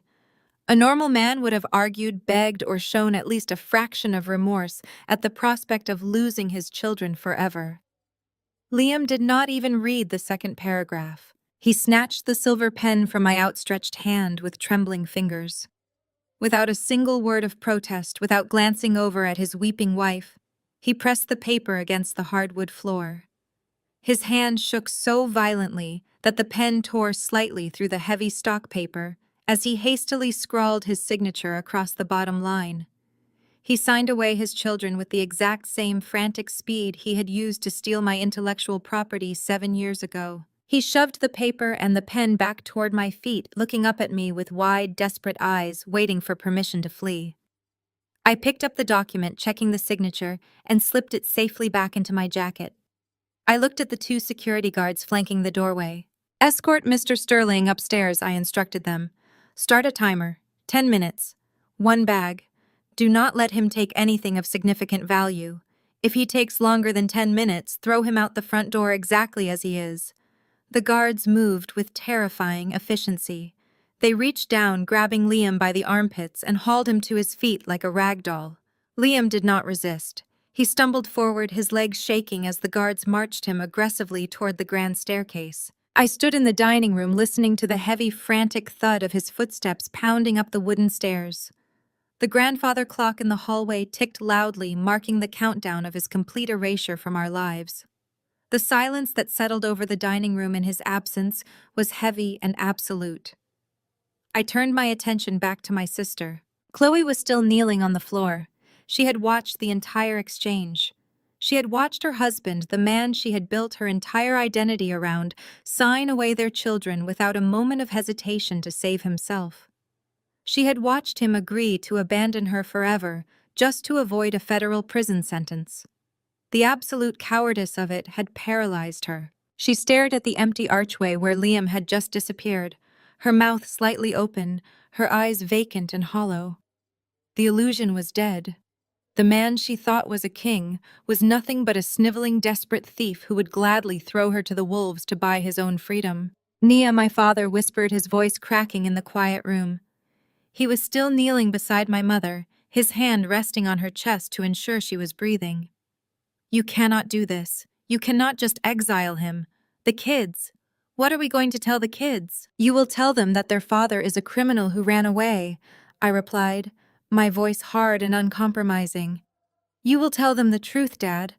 For the first time in your life, you are going to stop hiding behind fake prestige and country club gossip, and you are going to face reality. Exactly 9 minutes later, the sound of hurried footsteps echoed from the top of the stairs. Liam appeared in the archway, flanked tightly by the two security guards. He was clutching a dark canvas duffel bag to his chest. He had thrown a heavy wool overcoat over his ruined, gravy-stained shirt, buttoning it up to his chin in a pathetic attempt to hide the mess. He was panting, his face pale, his eyes darting frantically toward the front door. "Liam," Chloe called out. Her voice was weak, raspy, and entirely broken. It was the sound of a woman begging for a single shred of humanity from the person who had destroyed her. "Liam, please."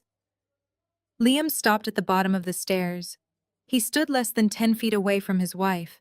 He heard her voice. He knew she was kneeling on the floor, surrounded by the wreckage of their life. He did not even turn his head. He tightened his grip on the duffel bag, lowered his chin, and marched straight toward the heavy oak front door. He did not look at Chloe. He did not look at my father. He practically sprinted down the hallway, pushed the heavy door open, and stepped out into the freezing November night air. The heavy door slammed shut behind him with a resounding final thud that rattled the windows. He was gone. Chloe let out a long, agonizing gasp, her body folding entirely in half as she collapsed onto the floor. The absolute, unadulterated cowardice of his departure was the final nail in the coffin. He had not fought for her. He had not apologized. He had just run. I stood in the center of the room, completely untouched by the devastation. The golden child was weeping on the floor. The manipulative patriarch was kneeling helplessly beside his unconscious, fraudulent wife. The thief had been banished into the cold. My house was finally clean. The echo of the heavy oak front door slamming shut lingered in the air for a long, heavy moment. It was the final pathetic punctuation mark to Liam's cowardice. The silence that settled over the dining room was profound. It was not a peaceful silence. It was the suffocating, ringing quiet of a battlefield after the artillery has stopped firing. I stood at the head of the long marble table, my posture perfectly straight, my hands resting casually on the cool stone surface. I watched the dust settle over the absolute ruins of my family. My father was kneeling on the hardwood floor, his face gray and completely drained of its usual commanding, arrogant color. He was awkwardly attempting to help my mother sit up. Valerie leaned heavily against the wall, her eyes fluttering open, blinking against the harsh, brilliant glare of the crystal chandelier. The aristocratic haughtiness that had defined her entire existence was entirely gone, replaced by a vacant, terrified confusion. She looked down at her shaking hands, then over at the scattered glossy photographs of Liam's mistress, and finally at the forged bank documents that proved her golden daughter had stolen her entire retirement fund. Chloe was a crumpled heap of designer fabric and smeared expensive makeup. She was rocking back and forth on her heels, clutching her arms tightly around her stomach, as if trying to physically hold herself together. Her loud, theatrical sobs had quieted into wet, ragged gasps. She kept glancing at the empty archway leading to the foyer, her eyes wide and panicked, as if hoping Liam would suddenly come rushing back to save her. But he was gone, and she was completely alone, with the terrifying reality of her own actions. Marcus slowly pulled himself to his feet. His knees popped loudly in the quiet room. He leaned heavily against the back of a velvet dining chair, looking at me with bloodshot, defeated eyes. He tried to straighten his shoulders, tried to summon the ghost of the terrifying patriarch he used to be, but the posture immediately crumbled. Nia Marcus started, his voice raspy and incredibly weak. "You have made your point. You exposed him. The man is gone. We are a family in crisis. Your mother is ill. Chloe is devastated. We need to stop this madness and figure out how to survive this scandal. We need to pool our resources." I tilted my head, looking at him with a cold, clinical detachment that made him visibly flinch. "Do not mistake my clearing the trash out of my house for an act of family solidarity, Dad," I replied, my voice slicing through the room like a freshly sharpened blade. "There is no collective group here to figure this out. There is only you dealing with the devastating consequences of your own catastrophic blindness." Valerie let out a weak whimper, pressing her hands to her pale face. My friends, she cried, her voice trembling with absolute horror. The country club, the charity board. When the federal agents freeze those accounts, everyone will know. It will be on the local news. We will be ruined. I will never be able to show my face in high society again. Society does not care about you, Mom, I stated plainly, offering her no comfort whatsoever. By Monday afternoon, your country club friends will pretend they never knew you. They will delete your number from their phones to avoid being associated with a federal fraud investigation. Your social standing is completely dead. Your retirement fund was stolen by your favorite daughter. Your husband bankrupted the estate to save a criminal. You have absolutely nothing left but the reality you spent your entire life trying to avoid. I stepped away from the table, my heels clicking sharply and rhythmically against the floorboards as I walked toward my parents. Marcus tensed, clearly expecting me to order my security guards to drag them out into the driveway right then and there. I stopped a few feet away, looking down at their ruined expressions. Because you are blood, I will not order my security team to throw you out into the freezing cold tonight. I announced, my words ringing with absolute, unyielding authority. You can sleep in your beds. You can stay through the weekend. But do not confuse my basic human decency with forgiveness. Starting tomorrow morning, my legal team will deliver a standard residential lease agreement. Marcus stared at me, completely uncomprehending. A lease agreement? He repeated numbly.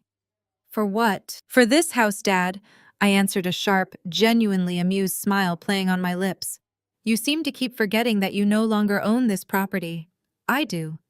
If you wish to continue residing in this historic brownstone, you will sign that lease, and you will pay me market rate rent on the first of every single month. If you fail to pay, or if you refuse to sign it, I will begin formal eviction proceedings immediately. Pay rent! Valerie gasped, struggling to pull herself up from the floor, her eyes wide with shock. To our own daughter, Nia. How can you demand money from us? We are broke. We have nothing left. How are we supposed to pay market rate rent on a 6-bedroom mansion? That sounds like a spectacular problem for you to solve, I replied effortlessly, crossing my arms. Perhaps you can downsize. I hear the apartments on the east side of town are very affordable. Or perhaps Dad can come out of retirement and get a job managing a retail store. I am a landlord, Mom. I am not a charity. I turned my back on their stunned, horrified faces and walked over to where Chloe was kneeling. She looked up at me, her eyes wide, bloodshot, and overflowing with fresh tears. Without Liam, without her mother's stolen money, she was entirely defenseless. For a brief, pathetic moment, I saw a flicker of genuine hope in her eyes. She thought that because I had banished her terrible husband, I was somehow back on her side. She thought the big bad older sister was going to wrap her arms around her and promise to protect her from the fallout. Nia, Chloe whimpered, reaching out a trembling hand to grasp the hem of my tailored blazer. Please, I have nothing. Liam took the car keys. He took the cash from the safe. I do not know how I am going to feed the kids. I do not know how I am going to pay for their private school. You have to help me.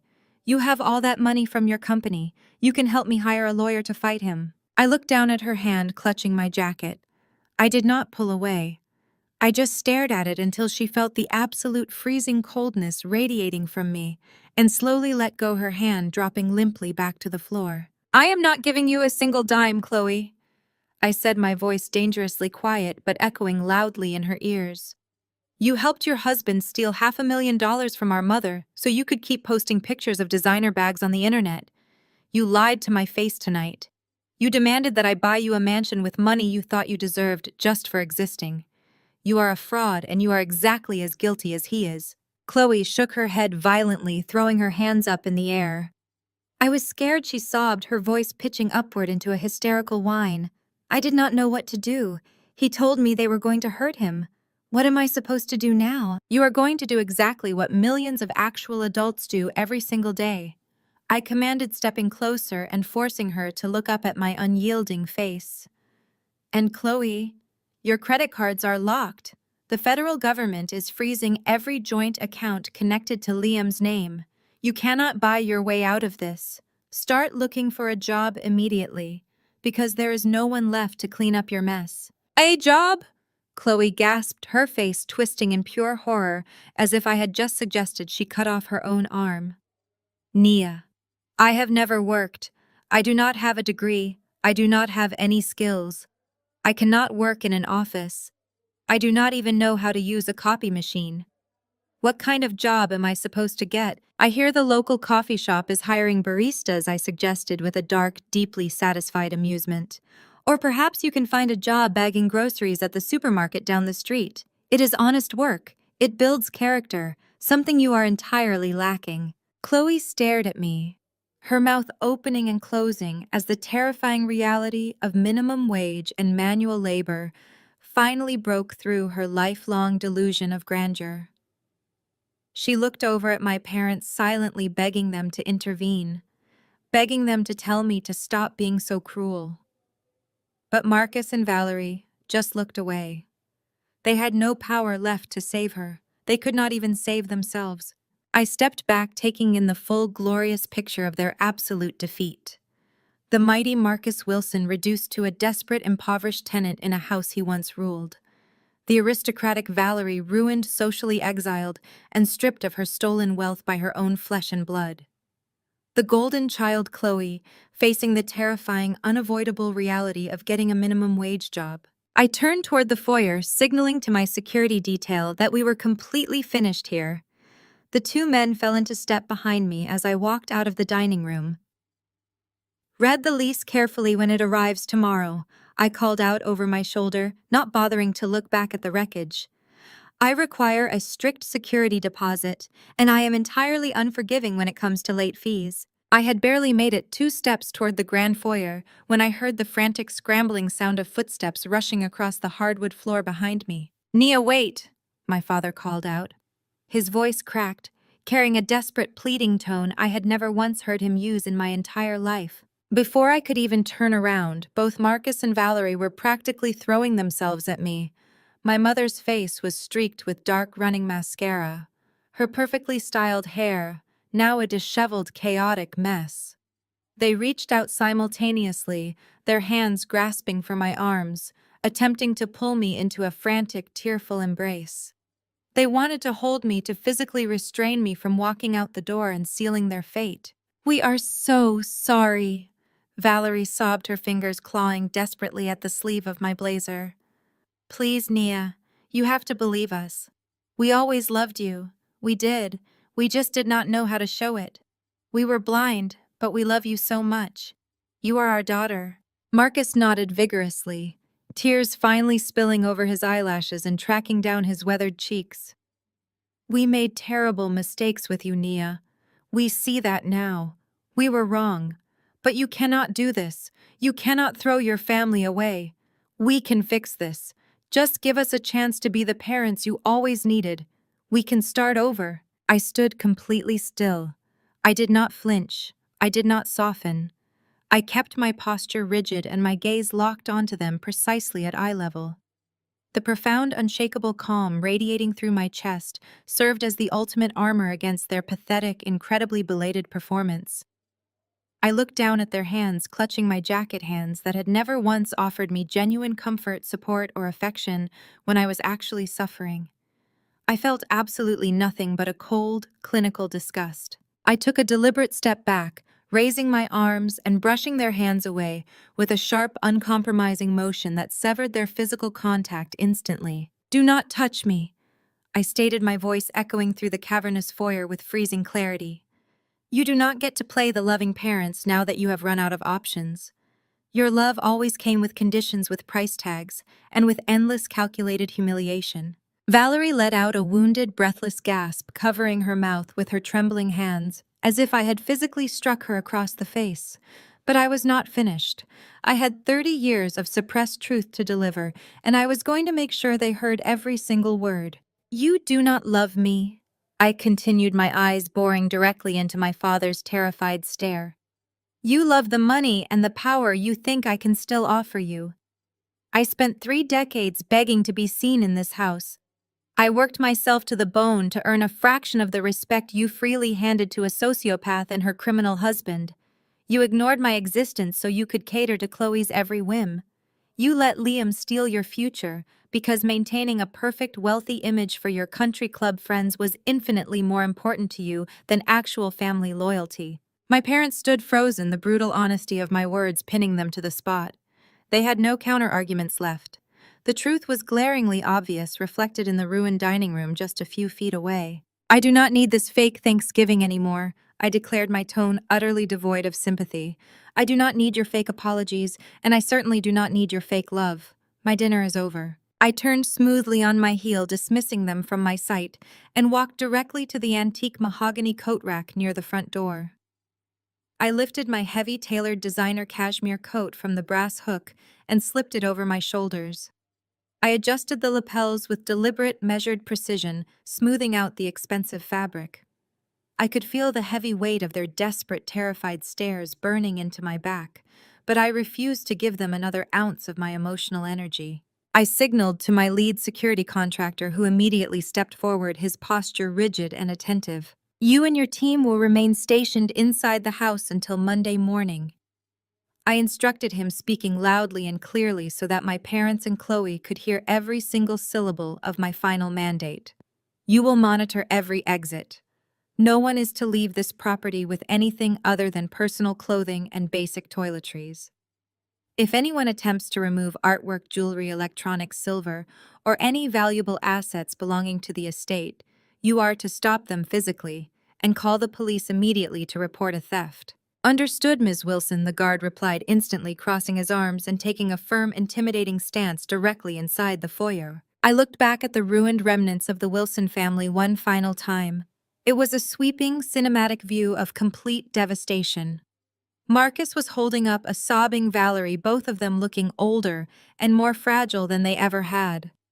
Chloe was still curled in a pathetic ball on the dining room floor, utterly paralyzed by her impending federal charges and the terrifying reality of poverty.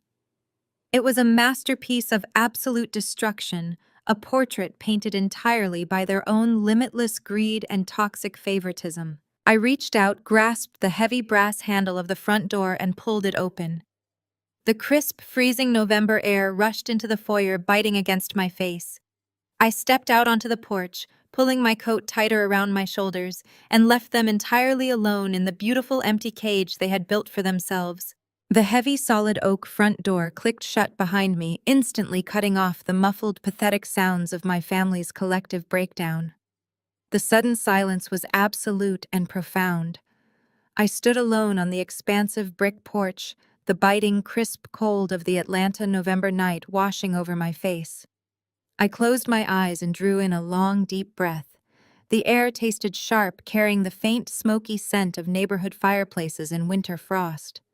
It tasted like pure, unadulterated freedom. For 30 years, crossing this threshold had meant bracing myself for an onslaught of passive-aggressive insults, endless comparisons, and toxic manipulation. For 30 years, this house had been a suffocating prison where my worth was constantly measured and aggressively found wanting. But tonight, I had not just broken out of the cage. I had bought the entire property, evicted the warden, and burned their fraudulent legacy straight to the ground. There were absolutely no tears welling in my eyes. There was no lingering guilt knotting in my chest. There was only a vast, serene stillness. The monumental weight I had carried since childhood had been completely lifted, replaced by a core of unbreakable titanium. I opened my eyes and began to descend the wide, sweeping brick steps leading down to the circular driveway. My heels clicked rhythmically against the stone, a steady, triumphant metronome in the quiet night. The camera of my reality seemed to glide backward, pulling away smoothly, capturing the grand, imposing facade of the historic brownstone that now belonged entirely to me and the lone victorious woman walking away from it. As I reached the bottom step, a pair of brilliant LED headlights swept gracefully through the wrought iron front gates. A sleek, midnight black Mercedes Maybach glided silently up the driveway, its tires crunching softly against the gravel. The vehicle pulled to a smooth, immaculate stop exactly where I was standing. My personal driver, dressed in an impeccable dark suit, stepped out immediately. He walked around the rear of the luxury sedan with practiced efficiency and opened the heavy passenger door for me. He gave a respectful, silent nod, holding his arm out to guide my way. I paused before stepping inside. The plush, illuminated interior of the Maybach bathed me in a soft, warm glow. Resting securely in the center console was a crystal ice bucket holding a perfectly chilled bottle of vintage champagne and a single waiting flute. I did not get in right away. Instead, I slowly turned my body around, looking directly forward, as if locking eyes with the very universe that had once tried to crush me. I let a slow, radiant smile spread across my face. It was not a smile of survival. It was a smile of absolute, unconquerable power. They thought they could trample me forever because I was the outcast child. I said, my voice cutting through the quiet night air with lethal, magnificent clarity. They thought my silence was weakness. They thought my distance was defeat. I reached into the car, my manicured fingers wrapping around the neck of the chilled champagne bottle. I popped the cork with a crisp, satisfying snap that echoed loudly across the empty driveway. I poured the golden bubbling liquid into the crystal flute, watching it fizz and spark in the ambient light. But they forgot one thing. I continued, my smile sharpening into something dangerous and undeniably triumphant. The black sheep of the family is usually the only one who sees through the wolves. I picked up the crystal glass, the cool weight of it grounding me in this perfect, flawless reality. And when that black sheep has $15 million, a heart of stone, and carefully kept receipts, I declared, locking my unwavering gaze dead ahead, that is no longer a tragedy. That is a perfect revenge. I raised the champagne glass high, offering a mock toast to the ruined brownstone, to the disgraced golden child, to the dethroned patriarch, and to every single person who had ever dared to underestimate me. Happy Thanksgiving. I brought the glass to my lips, took a long, deeply satisfying sip of the sweet vintage, and lowered myself gracefully into the plush leather seat of the Maybach. My driver closed the door with a solid, definitive thud, sealing me inside my own immaculate world. The powerful engine purred to life. The Maybach pulled smoothly away from the curb, gliding past the towering iron gates of the estate and turning out onto the main road. I sank back against the luxurious headrest, watching through the tinted windows as the vibrant, glowing city lights of Atlanta blurred past me in a brilliant streak of color. The screen of my past faded entirely, swallowed by the darkness, leaving nothing behind but the limitless, blinding light of my future.